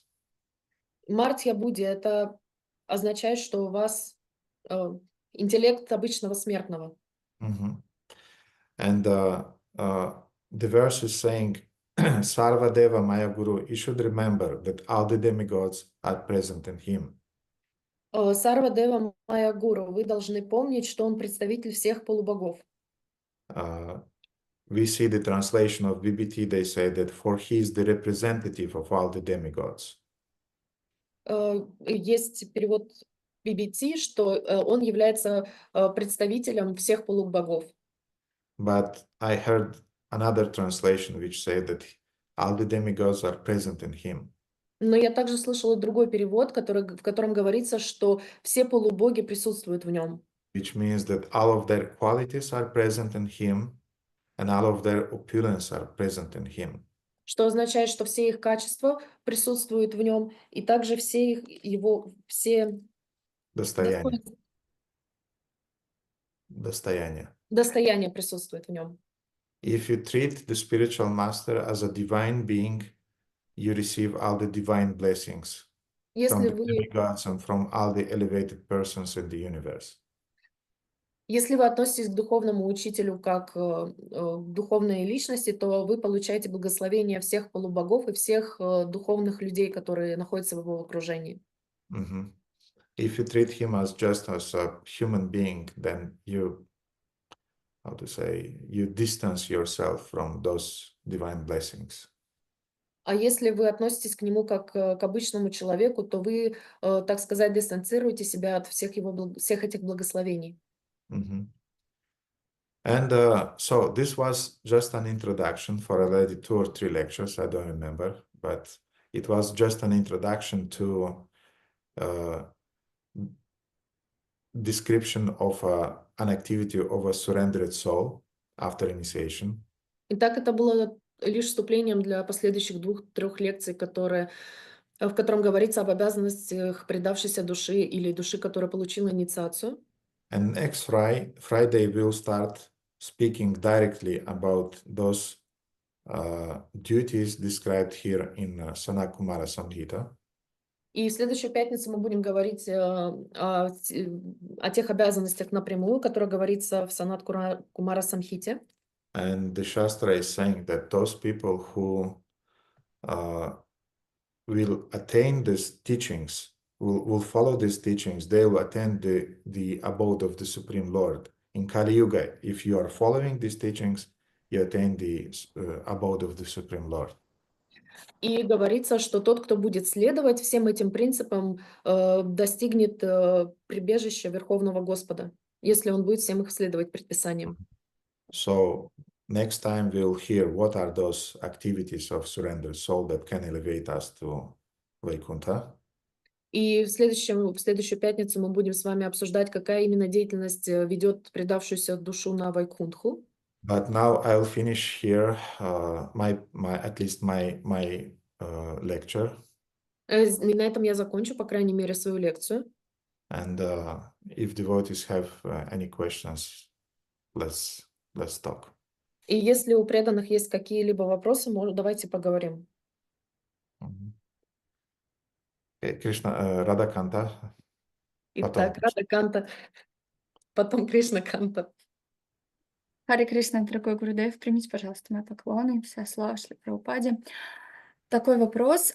Как себя вести, как поправить, если имя твоего духовного учителя другим человеком произносится без должного почтения, без чего-либо вообще? Что делать? Уходить, поправлять, одергивать? Харе Кришна. How should I behave if I see that other people saying my Gurudev's name without due respect or without pronouncing it how they should? Should I stop them? Should I leave? Should I tell them how to pronounce it, or what should I do? In my Vyasapuja seminar, I explained one very important point. На своем семинаре на Вьяса-пуджи я рассказала очень важную идею. Again, on the basis of the description given in Srimad Bhagavatam, this story about Sudama Brahmana. На основе той истории, которая описана в Шримад Бхагаватам про Судаму. Krishna is saying there Кришна там говорит, that sometimes even people don't treat, even the Supreme Lord don't treat with great respect. что иногда люди даже к самому Верховному Господу не относятся с должным уважением. And even there are people who consider it Lord Shri Krishna just a common man, common personality. И есть те, которые считают Господа Кришну обычным человеком, обычным смертным. And even Krishna had some relatives who considered him to be a common man. Даже у Кришны были родственники, которые считали его обычным человеком. So in the same way, there will be relatives of the spiritual master who considers him just an unusual man. И также у духовного учителя будут родственники, которые считают его обычным человеком. For example, my mother is treating me like her son. Например, моя мать относится ко мне как к своему сыну. And if she'll ever hear some glorification from the part of my disciples, she'll say, "This is exaggeration. I know my son." И если она услышит, как мои ученики возносят мне славу, некоторые из них, то она скажет: нет, это неправда, я-то своего сына знаю. What to speak of my sister? I mean, she'll really be on my case if she'll ever hear some glorification about myself. А моя сестра, она тоже меня очень хорошо знает, и она бы тоже очень серьезно поспорила, если бы она услышала такие восхваления. She'll just make fun of me. Она бы надо мной просто смеялась. And the point is that I gave this example. Yeah, I gave this example. I'll give it again here. Да, я приводил тот пример, я сейчас еще раз его приведу. That, for example, we have Baladev and we have Vishwapalaka here. Например, у нас здесь есть Баладев и Вишвапалака.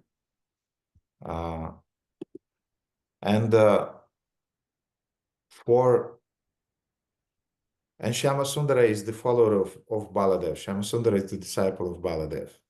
И Шьямасундара, он последователь Баладева. For Shyamasundara, Krishna reveals itself through Baladev.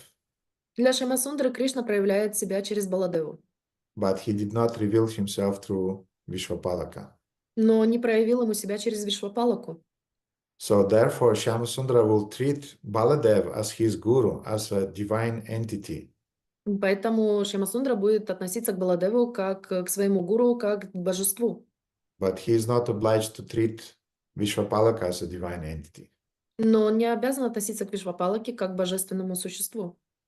Or to treat him as a Guru Dev, the manifestation of the demigods, who is not different from the Supreme Lord. Или относиться к нему как к Гурудеву, который является проявлением всех полубогов и не отличен от них. Therefore, in your life, Krishna manifests through you through your spiritual master. Поэтому в твоей жизни через твоего духовного учителя к тебе идет проявление Господа. And you have to treat the spiritual master as non-different from the Supreme Lord. И ты должен относиться к духовному учителю как к тому, кто не отличен от Верховного Господа. But other people around you, they are not obliged to treat your spiritual master on the same level.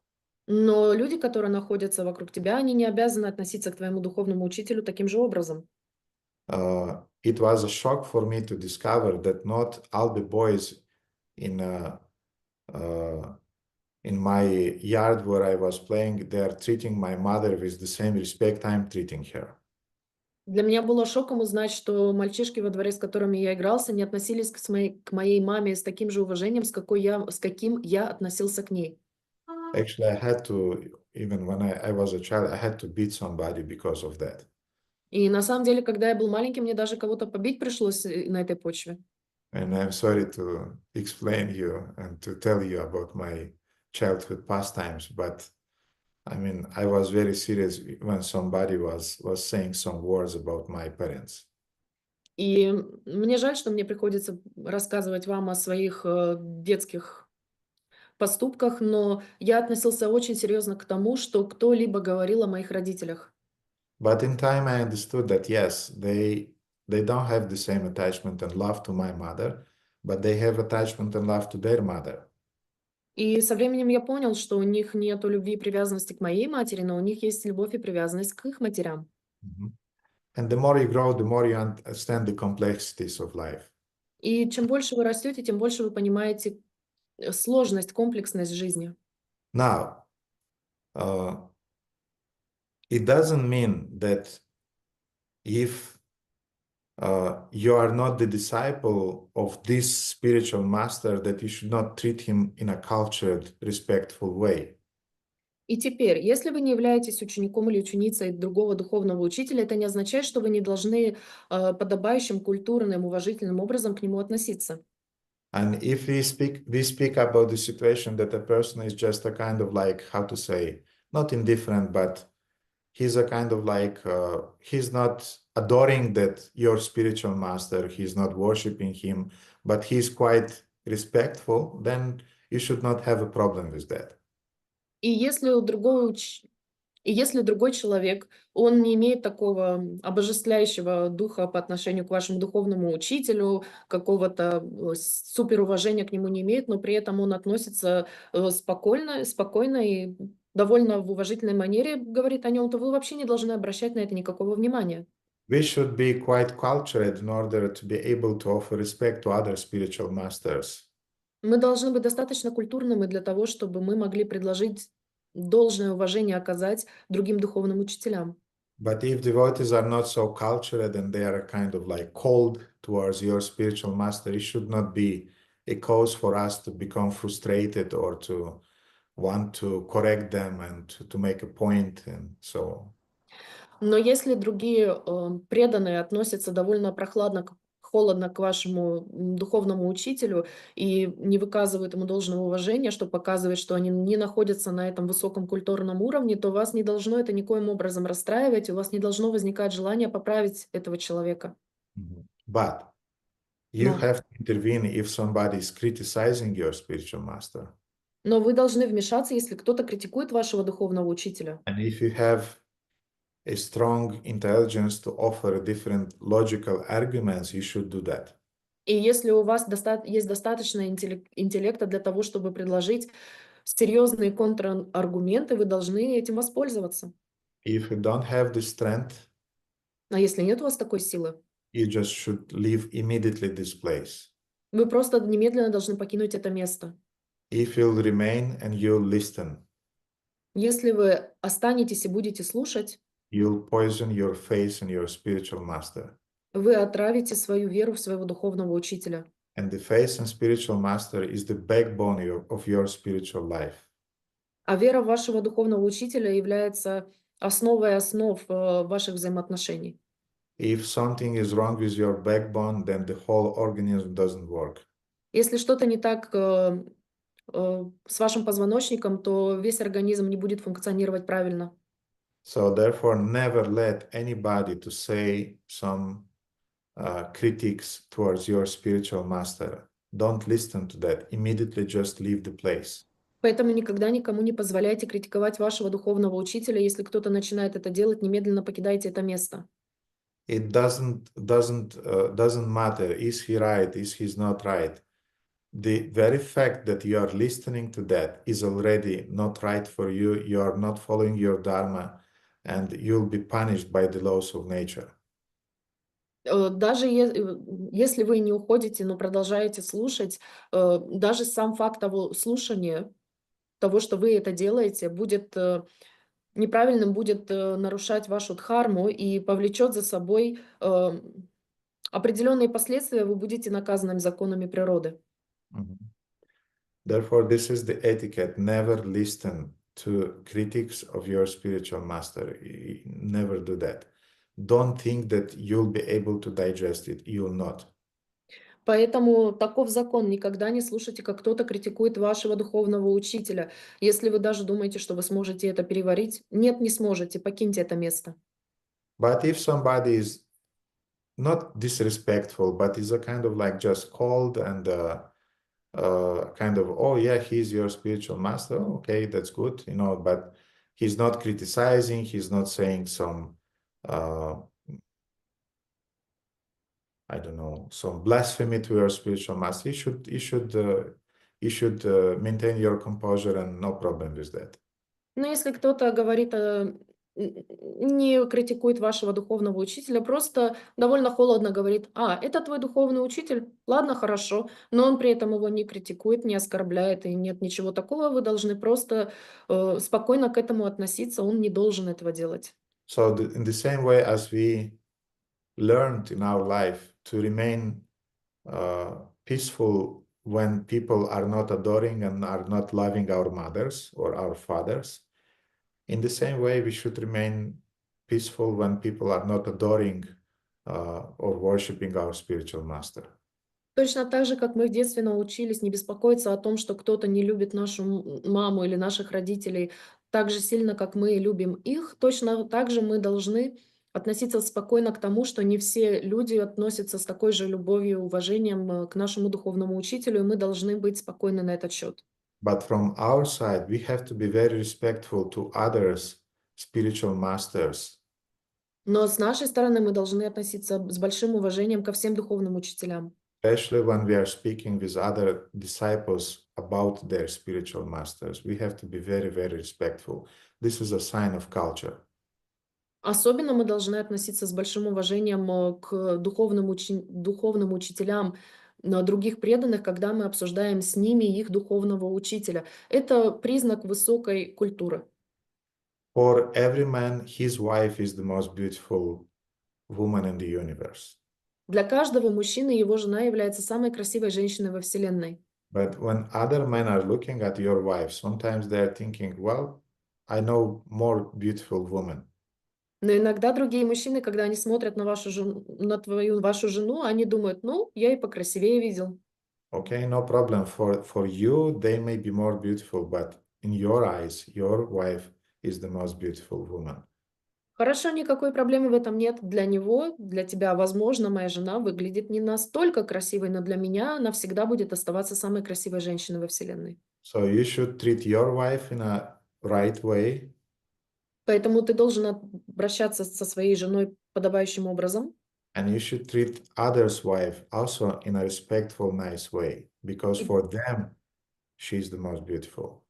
И также вы должны относиться к чужим женам с таким же почтением, потому что для того другого мужа его жена является самой красивой женщиной. So therefore, in our multi-guru society, sometimes devotees, especially uncultured devotees, they may be a little bit neglectful when they are talking with you about your spiritual master, but don't put too hard that.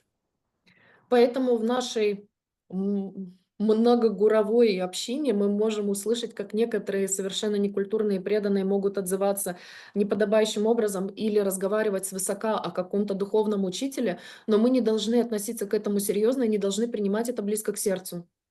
Mm-hmm. At least that's what I confronted in my life of a disciple. По крайней мере, я с этим столкнулся в своей жизни как ученик. And usually 95% of devotees that I met, they were very, very respectful towards Param Gurudev.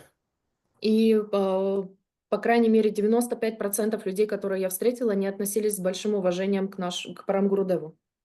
But there were also not cases when they were a kind of like derogatory towards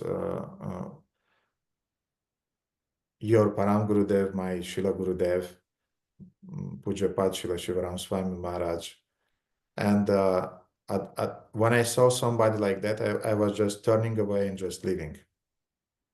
Но были совершенно сумасшедшие случаи, когда кто-то относился с огромным неуважением или говорил с огромным неуважением о вашем Парам Гурудеве, моем Гурудеве Шрила Шиврама с вами Махараджи. Мгм. И я в Я- таких случаях просто поворачивался и уходил. Мгм. Or there was even a former disciple of Param Gurudev who wrote me and started to preach to me something. И был даже бывший ученик Парам Гурудева, который написал мне и пытался мне проповедовать. And I just blocked him. When I saw that he is offending our Gurudev, I just blocked him. Когда That's я it. увидел, я его просто заблокировал. Когда я увидел, что он начал говорить гадости про нашего Гурудева, я просто его заблокировал. I never replied, I just blocked, and that's it. Я ни разу не ответил, я просто заблокировал. So this is the etiquette, and this should be our mature understanding that yes, people will not treat our Gurudev as their Gurudev, И поэтому это этикет, и также это зрелое понимание, восприятие мира о том, что не все будут относиться к нашему Гурудеву, как мы к нему относимся. because Krishna did not reveal itself through your Gurudev to them, Потому что Кришна не проявил себя через вашего Гурудева для них. but Krishna is revealing to them through other spiritual masters, and you should respect that. Но Кришна проявляется для них через других духовных учителей, и вы должны уважать это. Mhm. Radhakanta, anything else on that? Еще что-нибудь по этому вопросу, Радаканта?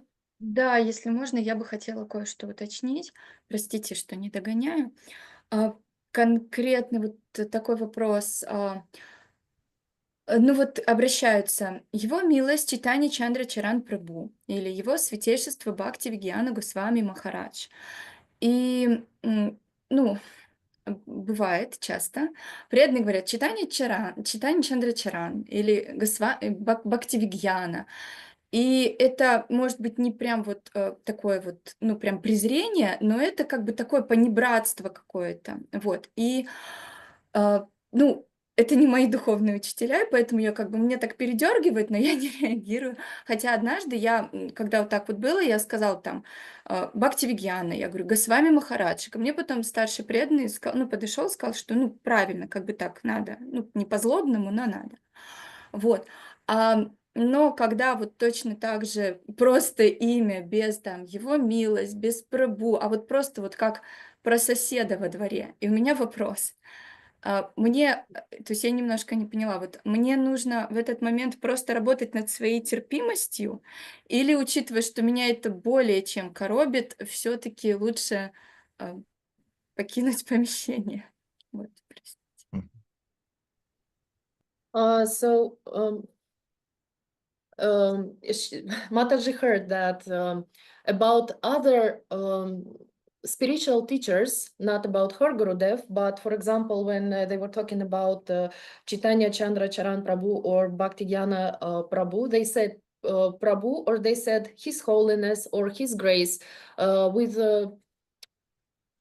a huge amount of familiarity, like a neighbor in the yard. And in this case, should she stay or should she go?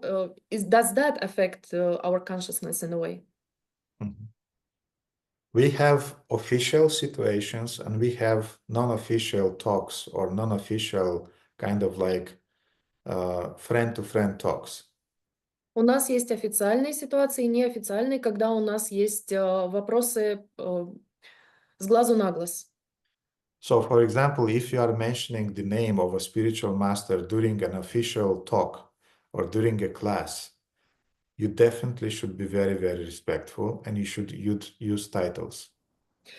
Когда в официальной обстановке вы произносите имя духовного учителя, вы точно должны быть очень-очень относиться с огромным уважением и произносить титул перед именем духовного учителя. It's the best to do the same thing when you have just a common discussion with other devotees. Лучше всего то же самое делать, когда вы какие-то обычные праздные разговоры ведете с другими преданными. And I would definitely use the words His Grace Chaitanya Chandra Charan Prabhu.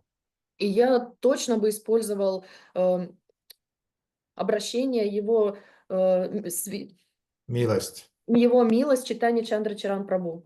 And I would use also His Holiness Bhaktivedanta Goswami Maharaj.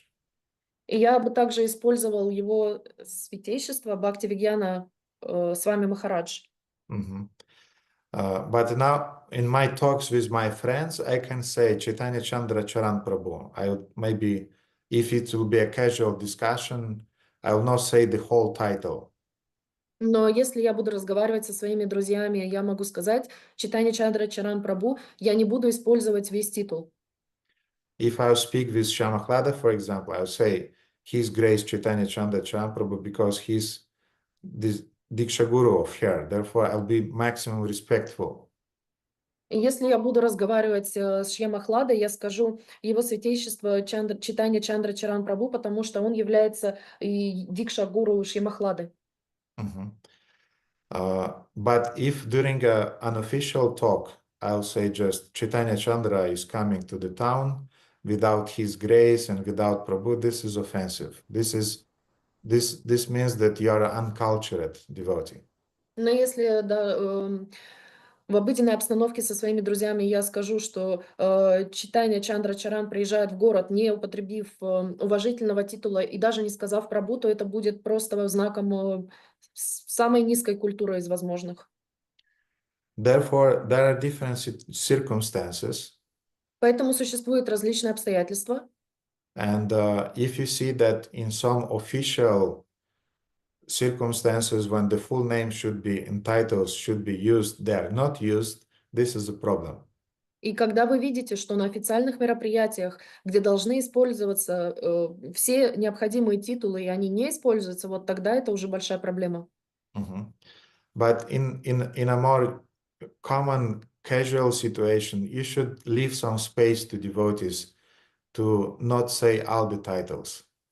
Но в обычных ситуациях, более повседневных, вы должны давать некоторую свободу преданным, чтобы они не говорили, не произносили все титулы. At least this is my stand on that. This is how I learned to survive in ISKCON, understanding that there are different circumstances and situations.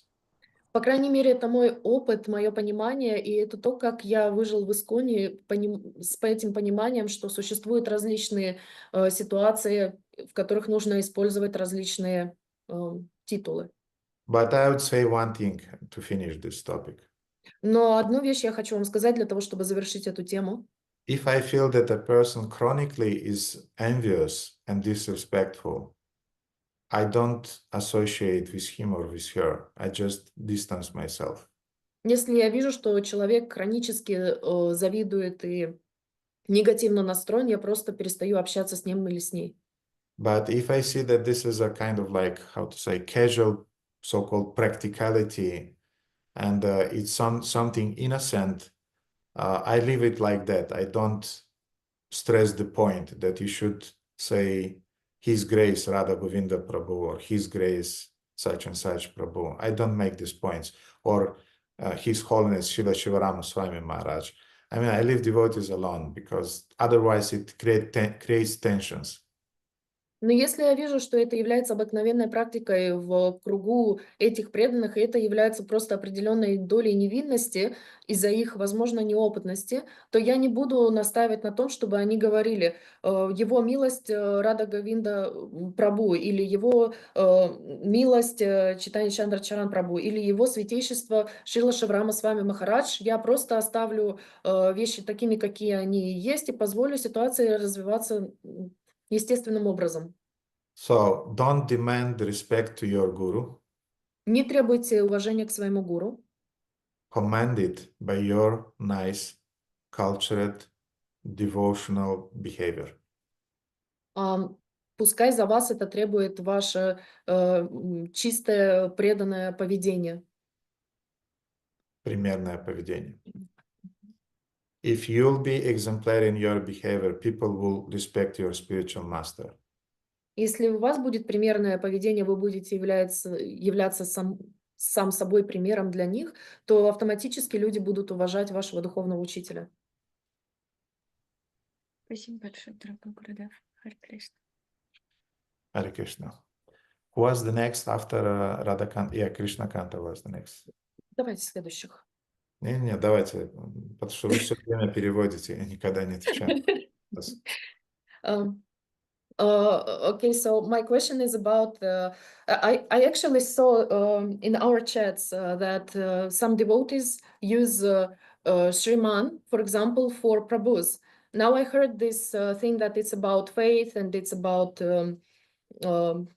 that divine sparkle in person. So the question is if we can use some of those words towards simple devotees, and also why is that so that some things we cannot use for grihastha? I mean, I understand when for sannyasi is used something specific due to his because he is traveling over the world and stuff like that. But some, I don't remember which exactly, but one was not connected to sannyasi as the one who is controlling his feelings or the one who is traveling all over the world. So this word also can be used for guru, which is grihastha. So why is that so unfair? Because it's also a guru and he's also have the full right to have those titles. I just don't understand. It's a little bit frustrating. Итак, вопрос первый про то, что у нас в чатах используется слово «шриман» также для прабху, которые не являются гуру, обычные преданные. И я это видела несколько раз.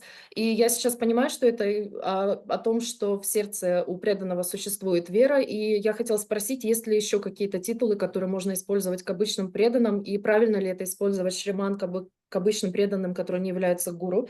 И второй вопрос, почему некоторые титулы можно употреблять только для гуру, которые являются саньяси, хотя некоторые из этих титулов, они представляют собой качества, которые свойственны любому гуру, независимо от того, являются они саньяси или грихасткой, и мне это кажется несправедливым, потому что это тоже гуру, и он точно так же дает духовное знание. Спасибо.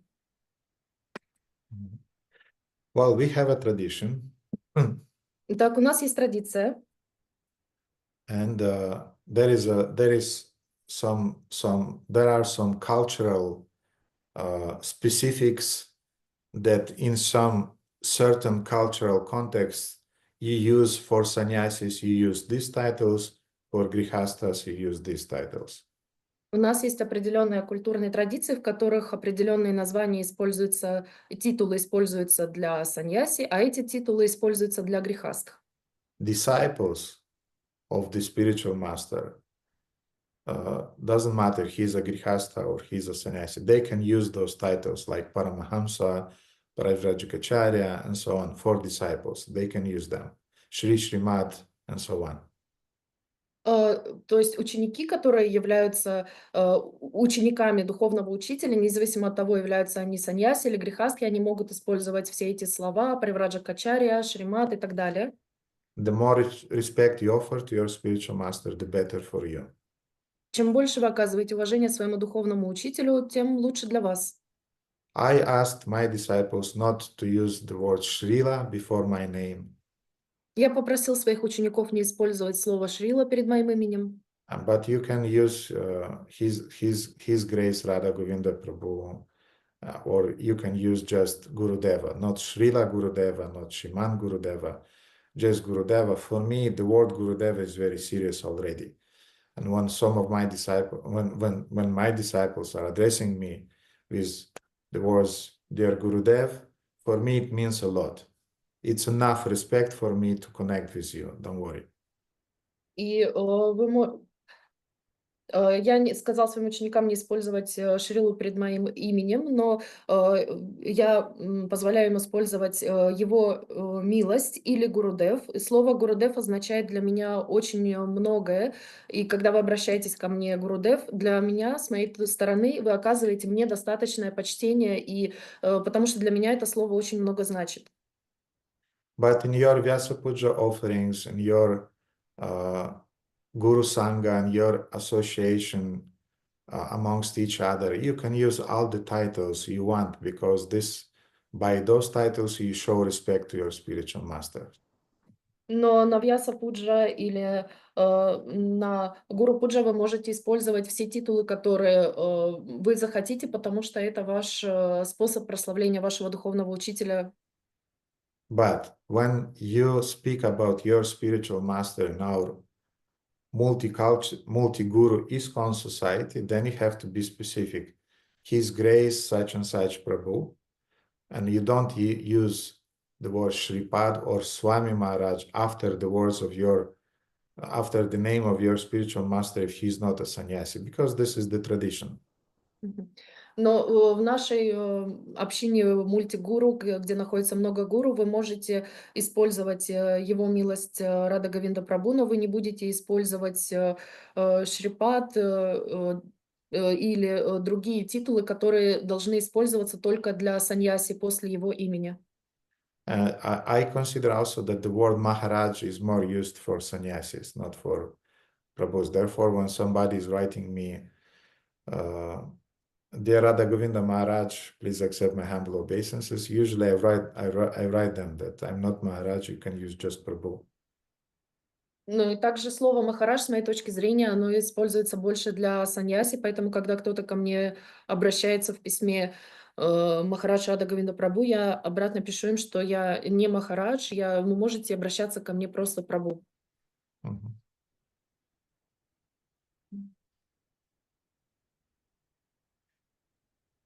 Окей. Кристина? Харе Кришна, дорогой Гурудев, примите, пожалуйста, мои поклоны, все слова Шриле Прабхупаде.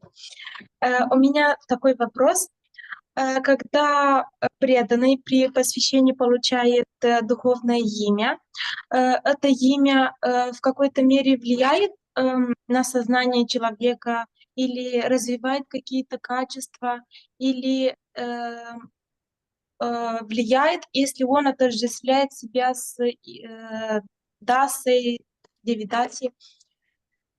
Да, как-то так. Я где-то слышала, что одна Матаджи давала имени его сына Бхима, и он был всегда голодный, хотел много кушать, и это как-то влияло, получается.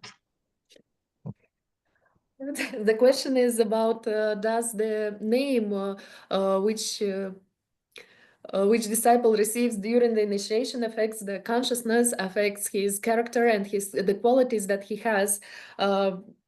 Because Mataji heard that there was a devotee who got the name Bhima, and as a child he was always hungry and he always wanted to eat. So the question is, does the name affect our consciousness? I also know one of such cases. Я тоже знаю такие случаи. We have Tejashri Mataji here. Теджашри Матаджи здесь у нас есть. And Tejashri means the divine energy. И Теджашри означает божественная энергия. And she is very energetic. И она очень энергичная. I wish all the devotees in her age will be the same energetic, the same brilliant, the same devoted to Guru Krishna. И я хотел бы, чтобы все преданные были такими же энергичными, такими же остроумными или невероятными по отношению к гуру, Кришне и к преданным. So therefore, yes, sometimes the spiritual master is choosing a name which corresponds to your nature. Поэтому, да, духовный учитель иногда выбирает имя, которое соответствует вашей природе. Does it mean that this name is your eternal name in the spiritual world? Означает ли это, что это ваше духовное имя на всю оставшуюся жизнь вашей духовной вселенной? Maybe yes, maybe not. Возможно, да, возможно, нет. Maybe next life you'll receive another initiation and you'll receive another name. Возможно, в следующей жизни вы получите другую инициацию, получите другое имя. The best would be that you'll not take birth again in the material world and you'll go directly to the spiritual world. И лучше всего, чтобы у вас не было еще одного рождения, и чтобы вы после смерти попали сразу в духовный мир. Therefore, the spiritual master, when he's picking the names of his disciples, he can use astrology. Поэтому, когда духовный учитель выбирает имена своим ученикам, он использует астрологию. He can use astrology. Он может использовать астрологию. and to choose you a name which is favorable from the astrological point of view. И выбрать вам имя, которое подходит вам с астрологической точки зрения. He can choose a name for you which is corresponding to your nature, Он your может quality. и выбрать для вас имя, которое подходит вашей природе и описывает ваши качества. He can use your first letter from your previous name. Он может использовать первую букву вашего кармического имени. And I want to say, my Guru Maharaj told me that use the first letter. This should be your first consideration. И мой Гуру Махарадж сказал, что используй первую букву кармического имени, это должна быть твоя первая опора при выборе имени. And I try to do that. Я пытался это делать. But often you picked a letter. I mean, you picked a name in accordance with the first letter, but then in the night you have a dream, or in the morning you're receiving another name with the same letter, but it's a completely other name. It's, how to say, it's coming something. It's not just, I can feel sometimes that it's some divine intervention into that. It's not just that you pick a letter and you decide something. No, it's beyond you. И я пытался это делать, но каждый раз, когда я выбирал имя, соответствующее первой букве обычного кармического имени, что-то происходило, и либо за ночь до этого снится сон, либо утром приходит на ум другое имя, или приходит эта же буква, но совершенно другое слово, описывающее совершенно другие качества. И я хочу сказать, что это находится за пределами обыкновенного понимания. Ты находишься как бы в потоке и чувствуешь вмешательство, божественное руководство и вмешательство в этом вопросе. So I leave that to just divine inspiration. And according to his inspiration, the spiritual master is choosing a name. Поэтому я оставляю это все по руку божественному руководству, и в зависимости от этого божественного вдохновения я выбираю духовное имя.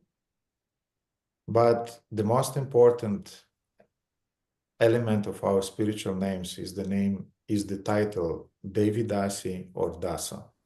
Но в нашем духовном имени самая главная часть является Даса или Девидаси. Of course, the name, how it sounds, will affect your consciousness. Конечно же, имя, как оно звучит само по себе, будет влиять на ваше сознание. And I can imagine that if you'll receive a name Gulab Jamun Das, you'll behave like a Gulab Jamun Das. И я могу себе представить, что если у вас будет имя Гуладжа Мундас, вы будете себя вести как Гулаб Джамун Дас. Or Halava Das and so on. You'll reflect those qualities. Или Халава Дас, я представляю, что вы будете проявлять эти качества. But still, we should understand that these are yet temporary, spiritual, but temporary names. Но мы должны понимать, что это духовные, временные, но духовные имена, which should help us to identify with the title Dasa or Devidasi. которые должны помочь нам слиться с именем Даса или Девидаси. And to the degree we'll identify ourselves with the Dasa or Devidasi, И в той степени, которой мы сольемся, отождествимся с этими именами Даса или Девидаси, to that degree we'll develop a spiritual body which will receive, to that body will be revealed. I mean, okay, to that degree you'll develop a spiritual body.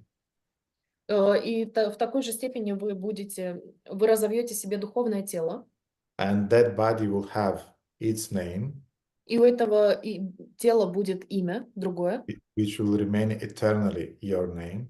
которое навсегда останется на века вашим именем. That body will have a color. У этого тела будет цвет. That body will have an age. У него будет возраст. That body will have a family in which he was born in the spiritual world. У него будет имя, семья, в которой он родился в духовном мире. That body will have talents, your specific talents that nobody else has in the whole creation. У этого тела будут таланты, которыми никто не будет обладать во всей вселенной, кроме вас. And that body will have a specific service for the divine couple that nobody else has. И у этого тела будут определенные служения, которые ни у кого больше во вселенной не будет, кроме вас, для великой пары божественной. Yes, before this confidential truth about your spiritual body will be revealed, А до того момента, пока не будет раскрыта эта великая истина вашего духовного тела, this body is called Siddha Deha, the perfectional body. это тело называется Сиддха-дека, идеальное тело. The spiritual master is giving you a temporary name which helps you to identify with your Sadhaka Deha. А вам духовный учитель дает временное духовное имя, которое помогает вам отождествиться с Садака Дева. Sadhaka Deha means Деха, the body of a sadhaka, the body of a spiritual practitioner. что означает тело садаки или тело духовного практиканта.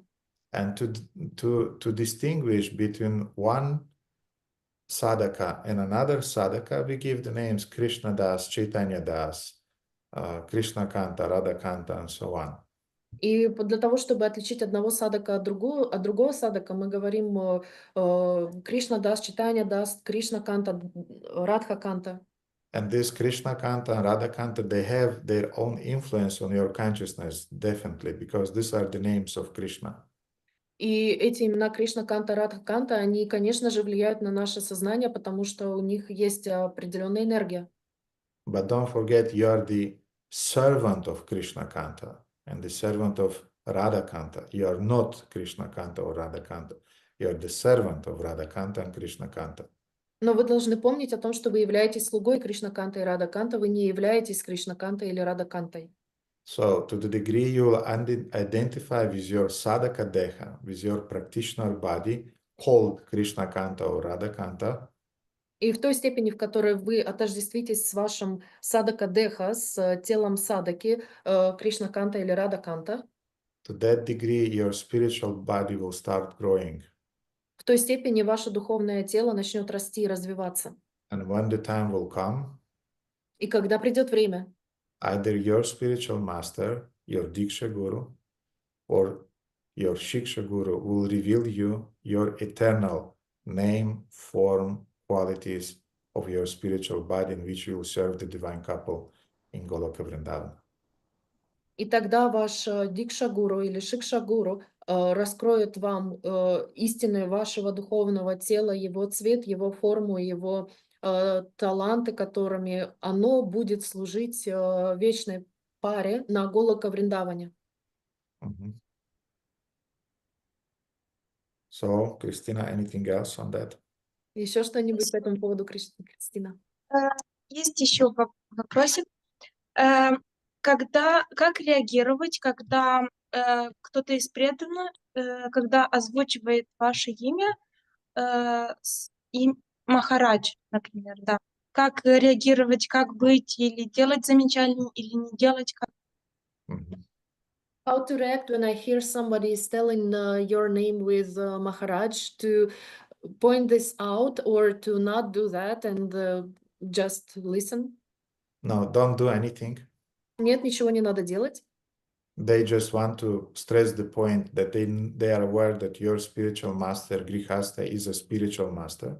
Они просто хотят подчеркнуть идею того, что они осознают, что ваш духовный учитель является кем? Грихастой. Является он духовный учитель в статусе, хотя он грихаста, но он является духовным учителем. So don't do anything regarding that. It's not wrong, but it's not correct. Поэтому ничего не надо делать. Это не неправильно, но это и неправильно. So therefore, amongst your God brothers, God sisters, don't do that. But other devotees, they can do whatever they want. По крайней мере, между преданными, между собой не делайте этого, а другие преданные могут говорить как угодно. and don't demand from them any respect, or don't stress that they should use some honorific titles, right title. Don't do that, please, dear devotees. И, пожалуйста, дорогие преданные, ни в коем случае не требуйте уважительного отношения к вашему духовному учителю с титлами и тому подобным. Again, don't demand it, command it by your being a nice devotee, responsible devotee in Srila Prabhupada's movement. Пускай это требует за вас ваше положение чистого, примерного, преданного, ответственного в движении Шрилы Прабхупады. Да, спасибо вам большое. Вишва Палака Прабhu. Харе Кришна, дорогой Гурудев, дорогие преданные, примите, пожалуйста, мои смиренные поклоны. Слава Шриле Прабхупаде. Спасибо большое за возможность задать вопрос. Меня уже, знаете, смотивировала настройка на сегодняшнюю встречу из живого имени Шишнанда Махараджа. И сегодня были также эти акценты.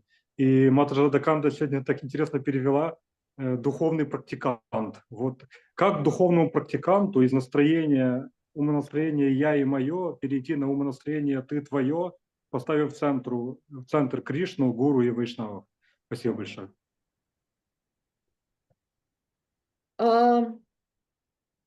So, as I translated today about spiritual practicant, how one can actually put into the center of his spiritual practice not him and himself with pronouncing me and mine, but transforming this me and mine into you and yours, putting into the center of your spiritual life Krishna, Guru, and devotees. It's coming through prayer. Это приходит через молитву.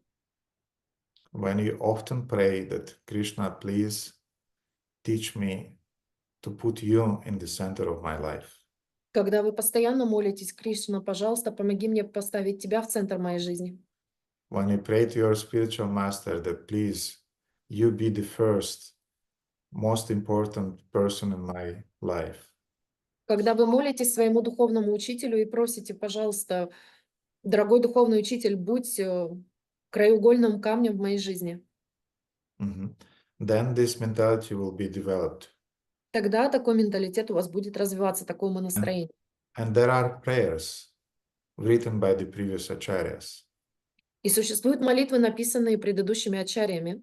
Тавасми радиканата кармана манасагира Кришна кантитава висми вам вагатир мама. Sharanam vam prapannasmi karunanikara karau prasadam kurudasam bhavmaidishte paradini. Tavasmi radikanata means, O Radikanat, I'm yours, tava vaismi. О Радиканат, я твой. Krishna kanti tava vaismi. O Krishna Kanta, I'm yours, I belong to you. О Кришнаканта, я твой, я принадлежу тебе. Karmana manasa gira, please direct all my activities, all my thoughts towards serving your lotus feet. Пожалуйста, направь всю мою деятельность, все, что я делаю, к своим лотосным стопам. Sharanam vam prapanasmi, I'm surrendering to you and I'm accepting your full shelter. Я предаюсь тебе, и я принимаю твое прибежище. When you offer such kind of prayers, Krishna will be in the center. Когда вы произносите такого рода молитвы, Кришна всегда будет оставаться в центре. Therefore, you should choose some prayers like that and offer them regularly. Поэтому вы должны выбрать подобного рода молитвы и регулярно произносить их. And also you can pray with your own words. А также вы можете молиться своими собственными словами. So I don't know any other technique that will help you to develop this mentality. Поэтому я не знаю никакой другой техники, которая бы помогала вам развивать такое умонастроение. Well, there is another one. Есть еще одно. It's called suffering. Оно называется страдание.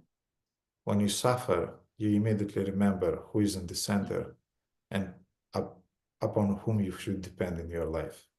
Когда вы страдаете, вы сразу же начинаете осознавать, от кого вы зависите и кого вы должны поставить в центр своей жизни.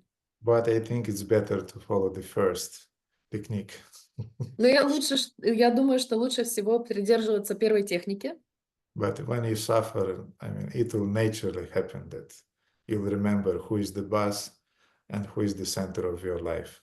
Но когда вы будете страдать, вы сразу же вспомните, кто руководитель и кого вы должны поставить в центр своей жизни. Позвольте, дорогой Гурдев, позвольте, пожалуйста, уточнить. Да. Я просто заметил по этой настройке Чичнанты Махараджа, что у меня выработалась такая вещь, что я удовлетворяю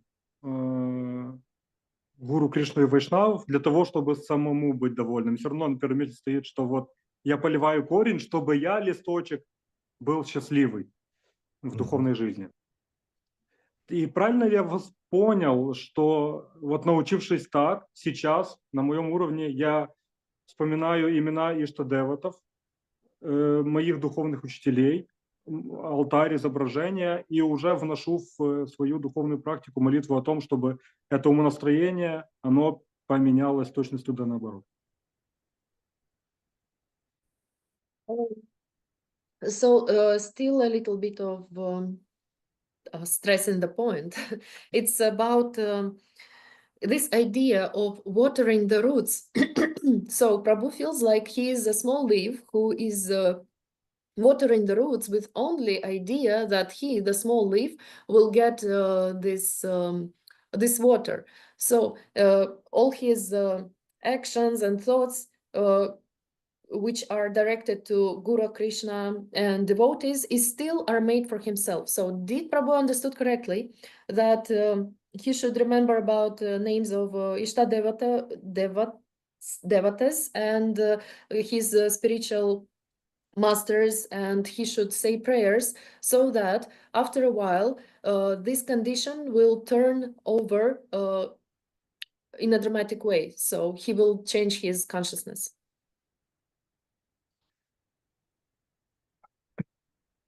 We start our spiritual life from transforming ourselves from material egoists to the spiritual egoists. Мы начинаем наш духовный путь, трансформируя самих себя из материальных эгоистов в духовных эгоистов.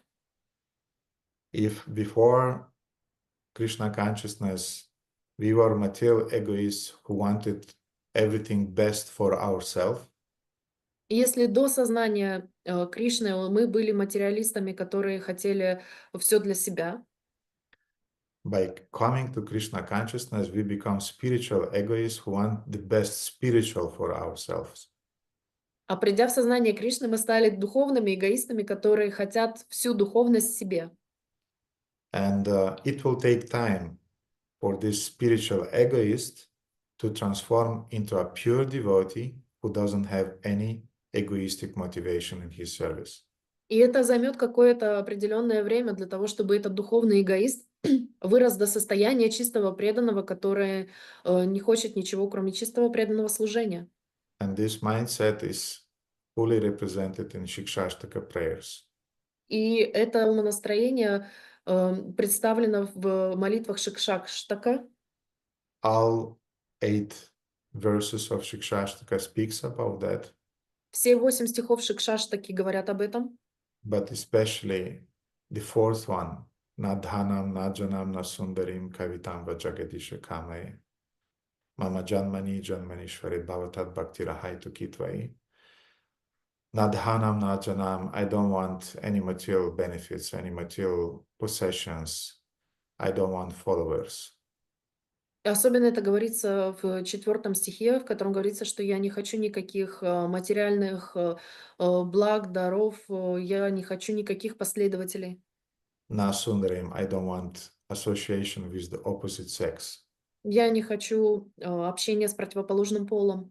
Kavitam, I don't want to become a renowned scholar. Я не хочу стать отрешенным учеником. Известным ученым. Ученик. Mama Janmani, Janmanishwari, I even don't want to be concerned about what will be my next destination in my next life. Я даже не хочу знать, каким будет мое следующее воплощение в следующем жизни.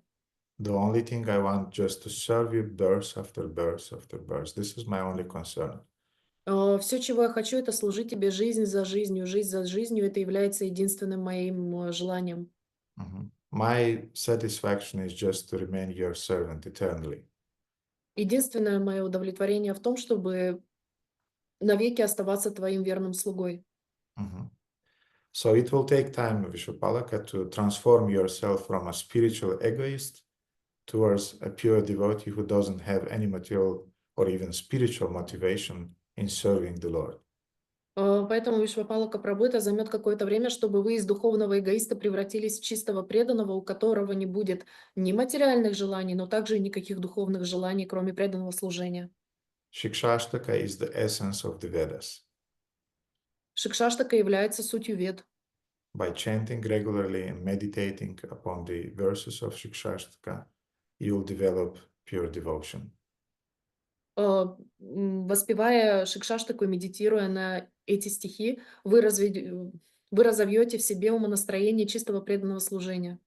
Till that time will come, А пока то время не наступило, especially concentrate on the third verse. особо сконцентрируйтесь на 3 стихе. Trinada Pisunichna Tarorivasa Hishnuna Amanina Manadina Kirtanya Sadahari.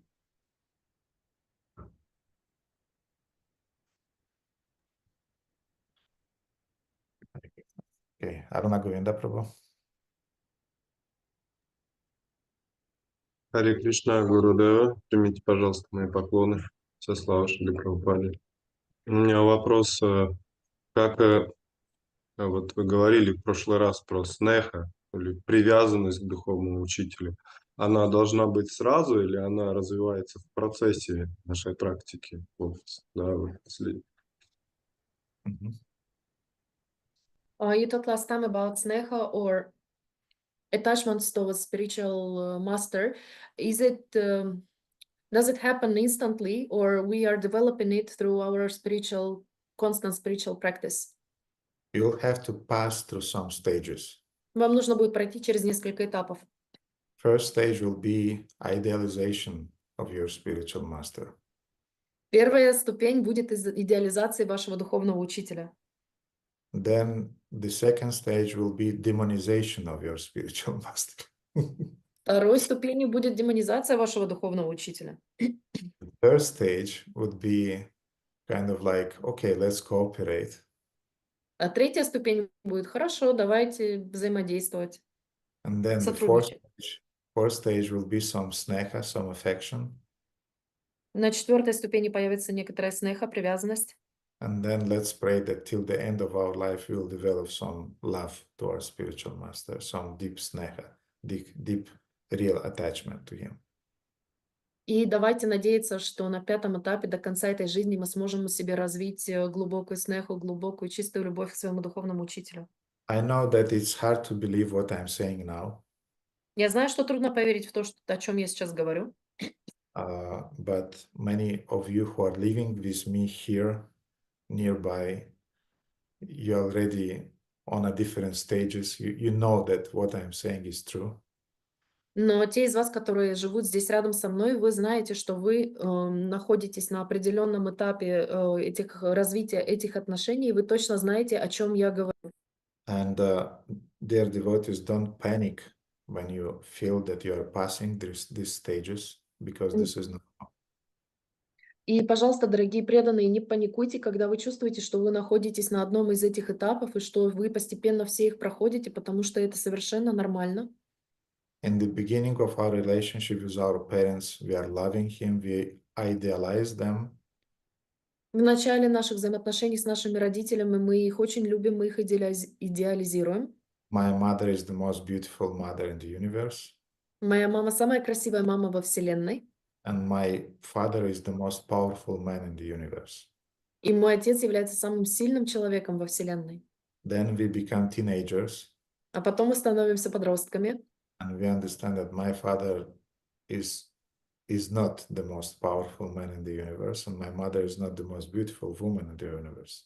И мы осознаем, что мой отец не является самым сильным мужчиной во Вселенной, и что моя мать не является самой красивой женщиной во Вселенной. And you know that when we became teenagers, we become very, very rebellious. И вы знаете, что когда мы становимся подростками, мы становимся очень-очень непослушными. Mhm. And then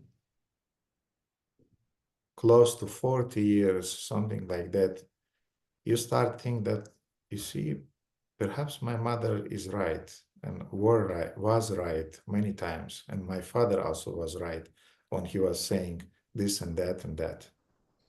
И потом, попозже, где-то к годам, к 40, вы потихоньку начинаете осознавать, что, кажется, все-таки моя мама была права. Или, да, мой отец был прав, когда он говорил вот об этом и вот об этом. And then some deep friendship appears between you and your parents. И потом появляется глубокая дружба между вами и вашими родителями. Mhm. And the more life advances, the more you start appreciating and loving your parents for the sacrifice they did for you. И чем больше вы живете, тем больше вы начинаете уважать ту жертву, которую ваши родители перенесли для вас, и всю ту любовь, которую они вам подарили. And I want to say it's a hard thing to have a number of your father and not being able to call him anymore. И я вам хочу сказать, что это очень тяжело, когда у вас есть номер телефона вашего отца, но вы не можете по нему уже позвонить. Mhm. So therefore, life is progressing in a natural way, Поэтому жизнь происходит естественным образом. and the guru-disciple relationship also have some algorithms, and it's a work in progress, and you have to be mature and understand what's happening on all stages, and but just remain loyal. This is the most important thing. И вы должны осознавать, что во взаимоотношениях гуру-ученик есть свои взлеты и падения, и есть определенный алгоритм, и он не плоский. И вы должны быть к этому готовы, вы должны быть зрелыми и осознавать, что такое будет происходить, и вы должны оставаться верными. Это самое главное, чтобы хранить верность своему учителю. I also passed through this situation when I was a little bit rebellious in my relationship with your Param Gurudev and my Gurudev. И я тоже прошел через эту стадию, когда я не был послушен своему духовному учителю, бунтарем, к вашему Парам Гурудеву, к моему Гурудеву. Mhm. It took some И years, у меня заняло это несколько лет, but I never abandoned him. но я никогда его не покинул. Mhm. I'll always remained loyal, even though some things that he wanted me to do, it was hard for me to do, but still I did it. И несмотря на те вещи, которые он просил меня делать, и которые были сложны для меня, но я все равно остался, и я делал это. And then love and trust appeared between us. After 15 years, love and trust appeared between us. И потом, через 15 лет, любовь и доверие появились между нами, в наших взаимоотношениях. Therefore, yeah, don't panic if you feel that you have some algorithms that you have to pass in these work in progress relationships. Поэтому не переживайте, если вы чувствуете, что появляются определенные алгоритмы в этой работе, над взаимоотношениями, которая всегда будет являться определенным процессом. Это естественно. Therefore, before developing sneha or affection for the spiritual master, meditate on developing loyalty. Поэтому перед тем, как медитировать на появление снеха во взаимоотношении к любви к духовному учителю, сначала медитируйте над состоянием веры в духовного учителя, верности ему. Mhm.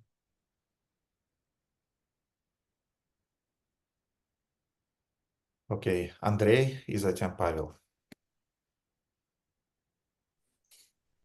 Хари Кришна, дорогие преданные, дорогой Гурудев, примите, пожалуйста, мои поклоны. Вся слава Шриле Прабхупаде.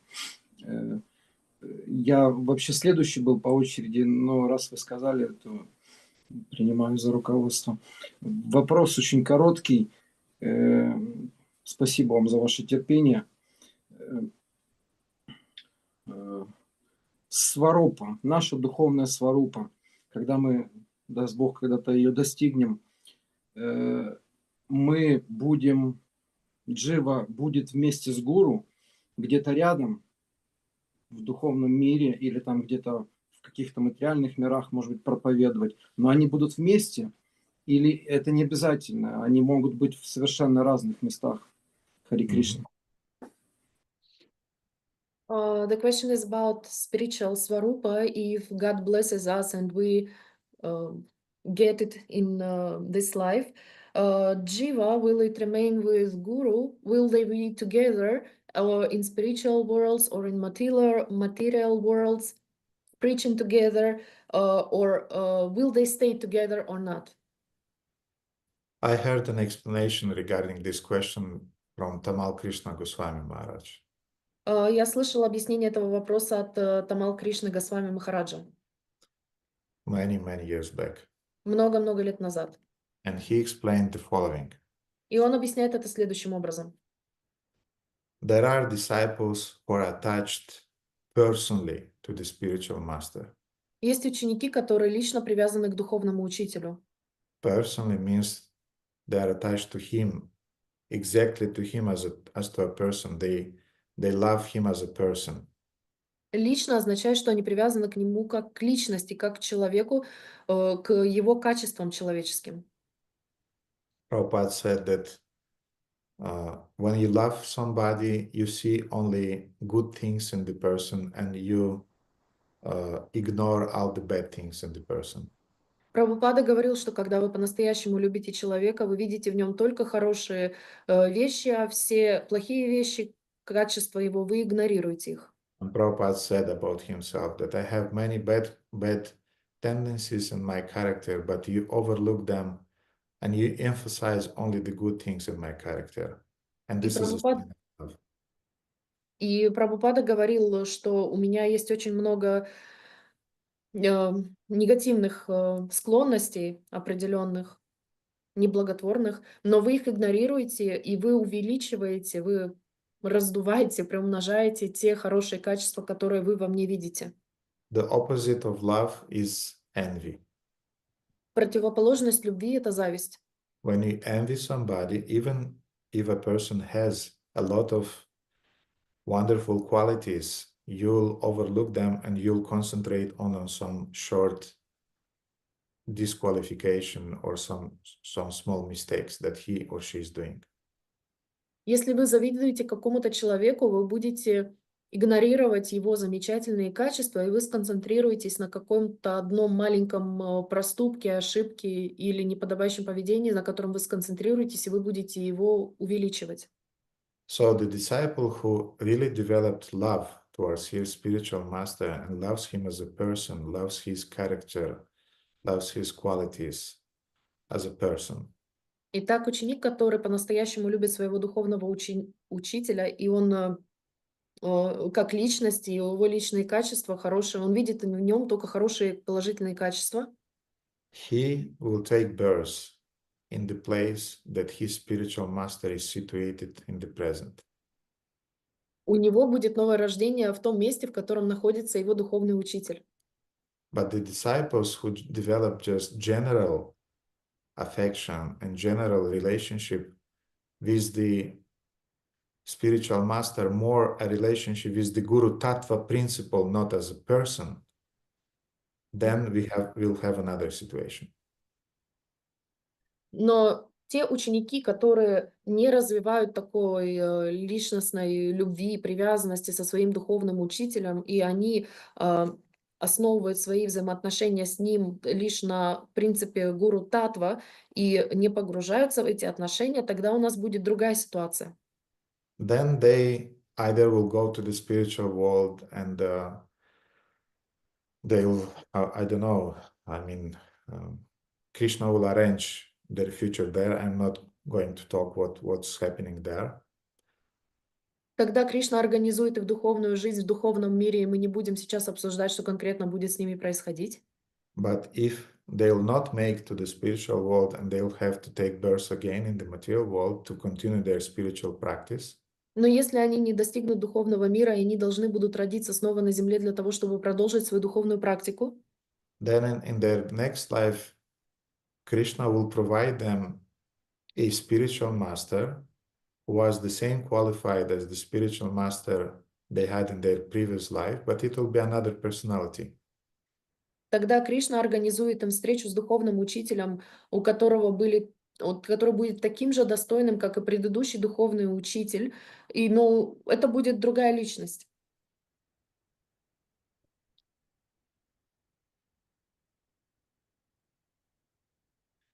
Okay. Павел? Харе Кришна, мои нижайшие поклоны. Гурудев, спасибо огромное за лекцию. У меня вот просто, вы сегодня упомянули то, что вот не надо как бы говорить о своем духовном учителе, как бы. Но я, к сожалению, не все знают, что есть Радха Говинда Прабху такой. Вот. И когда меня спрашивают, я складываю руки, естественно, переношу поклоны вам и говорю, есть возможность все-таки рассказать о вас. Кто вы, где вы, предложить какие-то лекции или семинары, которые вы давали. Люди очень так, как бы воодушевляются, им очень интересно, хочется познакомиться с вами. Вот такое хотел сказать. И вот у меня такой вопрос возник, когда вы сегодня рассказывали о том, что гуру, видя в своем ученике то, что он уже достиг каких-то положительных высот, Гурудев может предложить ему какие-то божества для поклонения. Не можете немножко объяснить вот этот момент? Харе Кришна. First of all, I also want to translate that when Prabhu is talking with someone about Radha Govinda Prabhu and people don't know about him, they listen to his lectures and they get very inspired and they want to see him personally. And the question is that we were talking about the thing that Guru sees in his disciple, the aspiration and some spiritual realizations, and only after that he is not capable, but he decides to give him deities for worshipping, and Prabhu wants to know in details this moment. Yes, I don't have any problem when somebody is asking you who is your spiritual master and they don't know me, and you provide some elementary information about myself. It's normal, it's okay.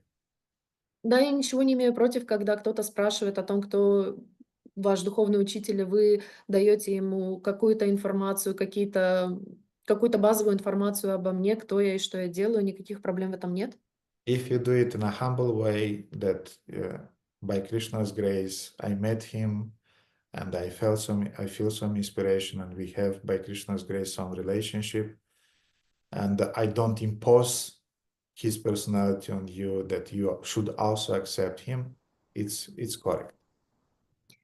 И если вы очень смиренным образом говорите, что да, я услышал о нем, я познакомился с ним лично, у нас развились какие-то отношения, меня он очень вдохновляет. Если вы делаете это таким образом, это совершенно замечательно, но если вы начинаете навязывать человеку,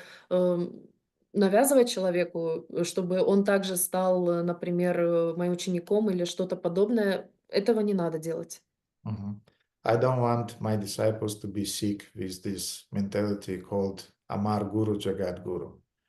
My Guru is the best Guru in the universe. Я не хочу, чтобы мои ученики болели этой болезнью, которая называется «Мой гуру лучший гуру». No, all the spiritual masters in ISKCON are wonderful spiritual masters, and they are the representatives of Srila Prabhupada, and they should be respected fully on the same level as we respect our spiritual master. Нет, все гуру в ISKCON, они замечательные гуру, и мы всех гуру в нашем обществе будем относиться к ним с уважением на должном уровне.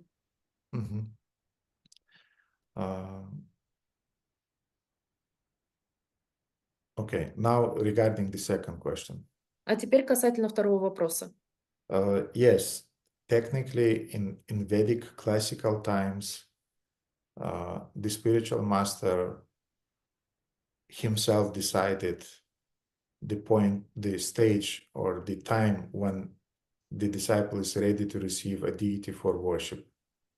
Да, в ведические времена духовный учитель, он видел, в какой момент в какой момент его ученик достигал определенного духовного развития, и он был готов к тому, чтобы поклоняться божествам. And then he was giving them either a Shalagram, a Shila, or some deity of Krishna, and so on. И он тогда давал им шалаграм Шила или Кришну, божество и так далее. Mhm. In our times, when we don't have this possibility to live with our spiritual master constantly, В наше время, когда у нас нет возможности постоянно проживать с нашим духовным учителем, and when the spiritual master has a lot of disciples in different countries, this uh, aspect is a little bit difficult. и когда у духовного учителя есть много учеников в различных странах, этот аспект становится немного затруднительным. Therefore, there is no harm for disciples, for devotees to show their intention to worship some deities. Тогда ничего плохого нет в том, чтобы ученики проявляли свое желание поклонения божествам. And they are asking the spiritual master for blessings to do that. И они просят благословения своего духовного учителя для того, чтобы это делать. Because Srila Prabhupada wrote that all the grihastas should worship some deities. Потому что Шрила Прабхупада писал, что все грехасты должны поклоняться божествам.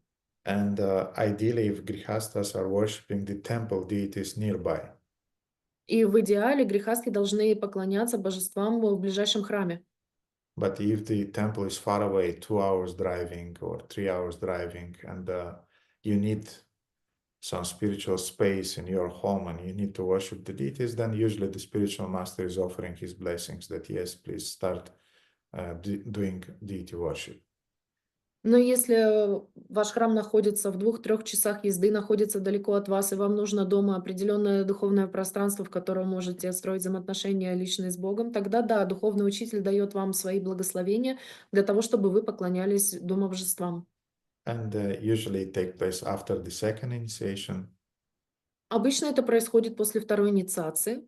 And also the spiritual master is recommending to worship the Yuga avatar, to worship Lord Chaitanya, and to worship Lord Chaitanya and Lord Nityananda in the form of Gaura Nitai.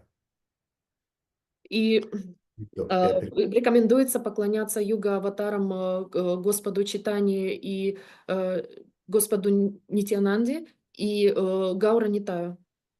Mhm. Because when you are worshiping Radha Krishna or some Shalagram Shilas, you can commit offenses. Потому что если вы поклоняетесь Рада Кришне или Шалаграм Шила, вы можете совершить оскорбление. Or Giriraja Shila, it requires high qualification. Или Гирираджа, то есть это требует высокой квалификации.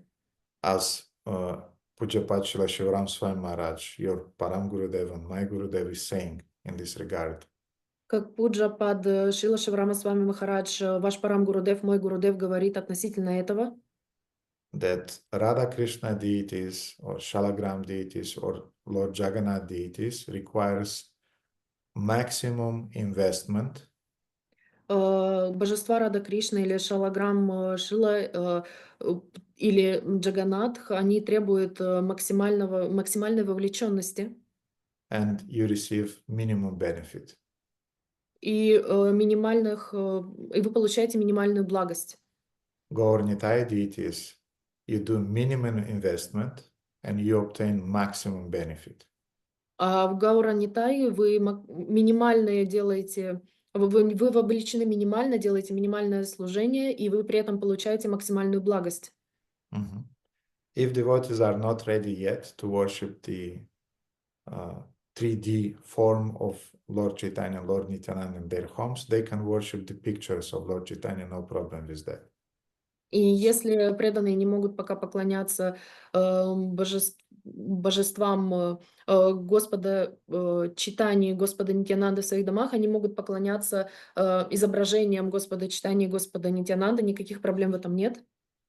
The picture of Lord Chaitanya or Lord Krishna is called Alekhya Bhagavan. Изображение Господа Чайтаньи или Господа Кришны называется Alekhya Bhagavan, which means Bhagavan which manifests through colors. А Лекхья Бхагаван, который означает Бхагаван, который проявляется через цвета.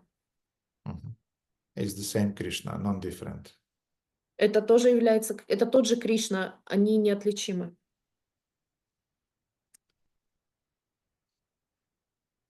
Павел, что-то еще по вашим вопросам? Спасибо огромное, спасибо огромное. Я рекламой не занимаюсь, честное слово. Мне просто Спасибо. люди, которые интересуются, все-таки они есть такие, которые спрашивают, кто. Я, естественно, пытаюсь просто рассказать, что, кто есть такой действительно гуру. Потому что очень многие просто никогда не слышали. Вот, и реклама, честное слово, не занимаюсь. Харе Кришна. Да, Спасибо да, огромное. я почувствовал, что вы не делаете рекламу, и я очень благодарен вам за это. Спасибо. Окей. Виктор? Харе Кришна, дорогой Гурудев, дорогие преданные, пожалуйста, примите мои поклоны, вся слава Шриле Прабхупаде. Если еще есть время, позволите задать вопрос. Да, пожалуйста. Спасибо большое за возможность такого личного общения с вами, возможность задавать вопросы. Я сейчас еще на таком этапе, как вы говорили, что вы будете прощать любые вопросы до инициации, поэтому не судите строго. Вы в начале лекции говорили, что цитировали Харибакти Виласу и по поводу панча самскары, и говорили, что до инициации любая деятельность, так сказать, бхакты, она напрасна. Но панча самскара, она подразумевает разные этапы, и там и первая инициация, нама инициация, мантра инициация. До какой вот именно конкретной инициации эта наша деятельность считается напрасной, и как правильно понять само определение, вот эта напрасная деятельность. Можно неправильно понять и там опустить руки, например, разочароваться там в чем-то. И вот единственное, что мне на ум припадает, это вот то, что Кришна говорит в Бхагавад-гите: не привязывайся к плодам своего труда, а делай это из чувства долга. И вот тогда, если я не буду привязываться к результату, я буду как бы в процессе, и я не буду тогда разочаровываться. Ну и, пожалуйста, ответьте, прокомментируйте. So Prabhu is in that stage of relationships with Gurudev when he can ask any sort of question, as Gurudev said. So he asked to not be very strict about his question. And the question itself is, today was mentioned the Hari Bhakti Vilasa, and it was said that if any activity of a bhakta is considered in vain because we don't have initiation, and actually pancha samskara which were described, they have 5 stages. So what exact stage, till what exact stage our activity as a bhakta is in vain, because otherwise we can just put our hands down and say that all what we are doing is in vain and we will do nothing. And maybe you can give us a definition of the activity in vain, so we can understand what is that activity is referred to. And Krishna in Bhagavad Gita is saying that you should not be attached to any of your activity, and thus if Prabhu is not attached to the result of his activity, but he is in the process, he gets required detachment, and then any of his activity is practically not in vain, or how all that is fits in what we discussed today. These sort of statements from the Shastras are not meant to discourage us. Все эти высказывания из шастра, они не предназначены для того, чтобы нас обескуражить или уменьшить наш энтузиазм. They are meant to encourage us to do the right thing in a full way, not partial way, but in a full, completed way.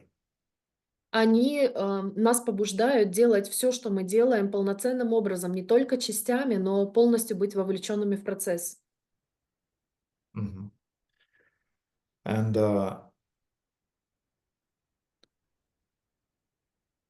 when Hari Bhaktivilasa is saying that all of your activities are useless before initiation, И когда Хари Бхактивиласа говорит, что любая наша деятельность напрасна до инициации, I would add to that something.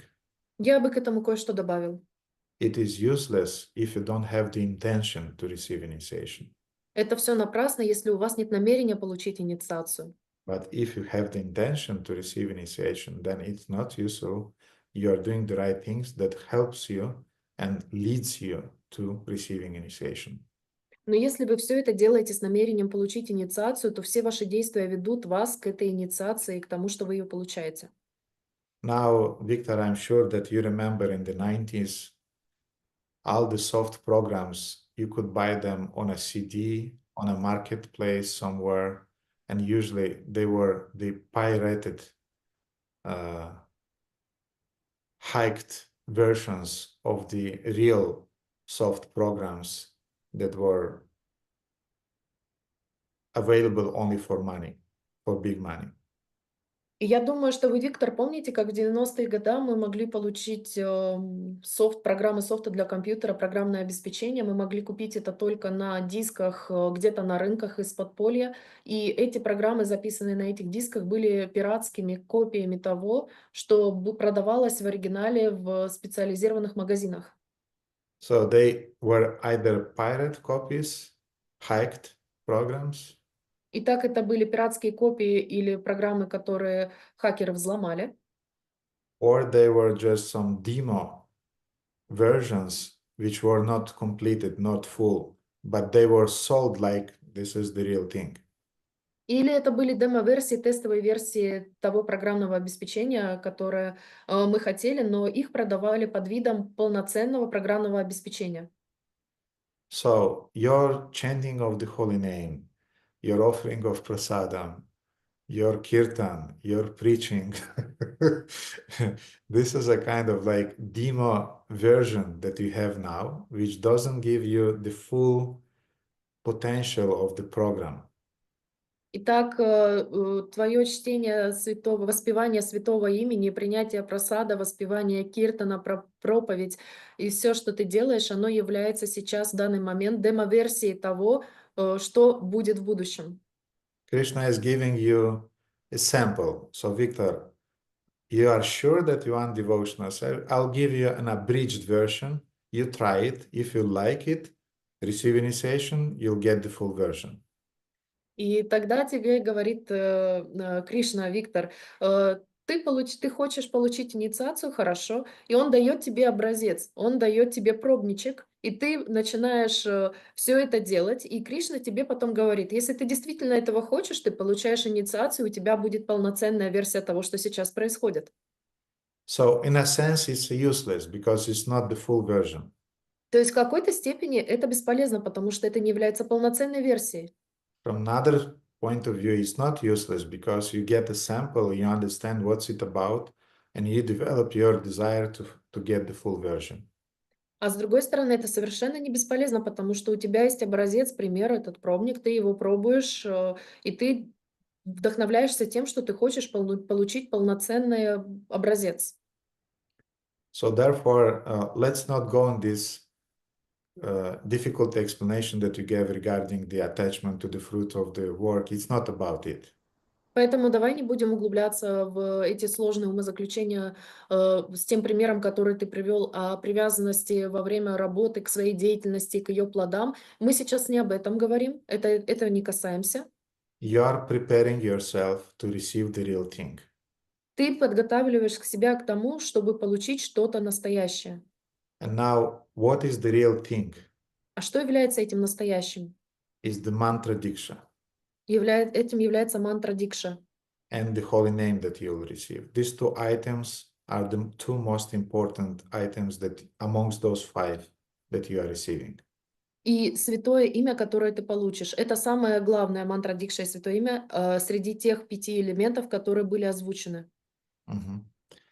Therefore, before you receive mantra diksha and harinama diksha, All other things are preparatory. I mean, they're just preliminary. They're preparing you for receiving the real thing. Поэтому мантра дикша и харинама дикша, до того, как ты их получаешь, все те другие этапы, они являются подготовительными, предварительными, которые подготавливают тебя к получению этих самых главных вещей. Before you have the right to drive on a highway, Поначалу у тебя есть право водить на скоростном шоссе. до того, как ты получишь право, Мгм. before you get the right to drive on the highway or to drive in the city, До того, как у тебя появится право водить на автостраде или в городе, uh, you receive the right to drive a little bit the car along with your trainer. у тебя есть возможность, у тебя есть право водить машину немножко, когда рядом с тобой находится твой инструктор. Mhm. And in a sense, we can say that you can say that I'm driving. What's the problem? И в какой-то степени можем сказать, да, я веду машину, в чем проблема? Another person will say, you don't have the license yet, so you're not the driver. You're not the real thing. А It's другой useless. человек, а другой человек скажет, да у тебя еще нету водительских прав, водительского удостоверения, и ты машину вообще-то не водишь. Это все, что ты делаешь, это бесполезно. In a sense, it's useless. В какой-то степени, да, это бесполезно. But in another sense, it's not useless because it prepares you to receive the license and then to drive freely. Но, с другой стороны, это совершенно не бесполезно, потому что это подготавливает тебя к тому, что ты получишь водительское удостоверение и сможешь ездить, где тебе захочется. Therefore, you should be now a responsible student who is learning to drive and who is preparing yourself to receive the license. Поэтому ты должен сейчас чувствовать себя ответственным учеником, который подготавливает себя к получению водительского удостоверения и который готов к тому, чтобы научиться водить. And it's not that you just go to the police and you receive the license. И это не так, что ты идешь просто в полицейский участок и получаешь удостоверение водительское. No, you'll have to study the theoretical legislation of driving. Нет, тебе нужно будет выучить теоретическую часть закона о вождении. Let's call it TAPA. Давайте назовем это ТАПа. It's an austerity to learn a book thick like that with different rules and regulations of driving. Это все-таки аскеза, выучить настолько толстую книгу, которая полна различных предписаний и правил вождения. Then you'll have to give the exam, theoretical exam. Потом вам нужно будет сдать теоретический экзамен. Let's say it's Pundra. Давайте скажем, это пундра. Then you'll have to go with the policeman and to drive in the street, and you'll have to demonstrate that you know all the signs and you know when to speed, when to stop, and so on. А потом вам нужно будет вместе с полицейским в машине проехаться по городу и показать, что вы знаете значение всех знаков, светофоров, вы знаете, где нужно остановиться, где нужно ехать и так далее. And the policeman will say, okay, you've given the exam. Now you can drive. И тогда полицейский скажет, хорошо, теперь вы сдали экзамен, вы можете получить удостоверение. And this will be, let's say, it will be NAMA. Давайте скажем, что это будет НАМА. But then you'll want to drive at a truck, which requires real qualification. А теперь давайте подумаем, что вы захотели вести грузовик, и вот там нужна действительно высокая квалификация. You'll have to give another exam. Вам нужно будет сдать другой экзамен. And this will be mantra diksha. А это будет мантра дикша. And if you'll want to become what is it called? Razor? Not razor, but razor. If you want to become a razor, А you'll если, really qualify yourself. а если вы захотите стать, например, гонщиком, то для этого вам нужна будет совершенно иная серьезная квалификация. And this is called yaga. А это называется яга.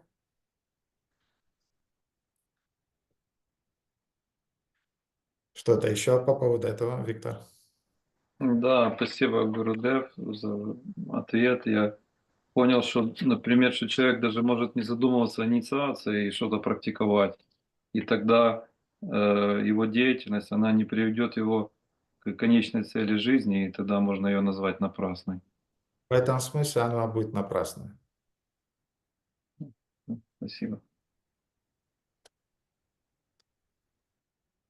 Okay.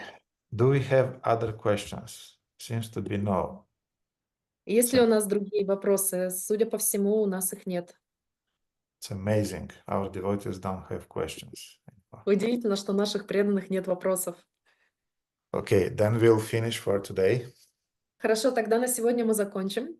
And I'll show you the deities. И я покажу вам божеств.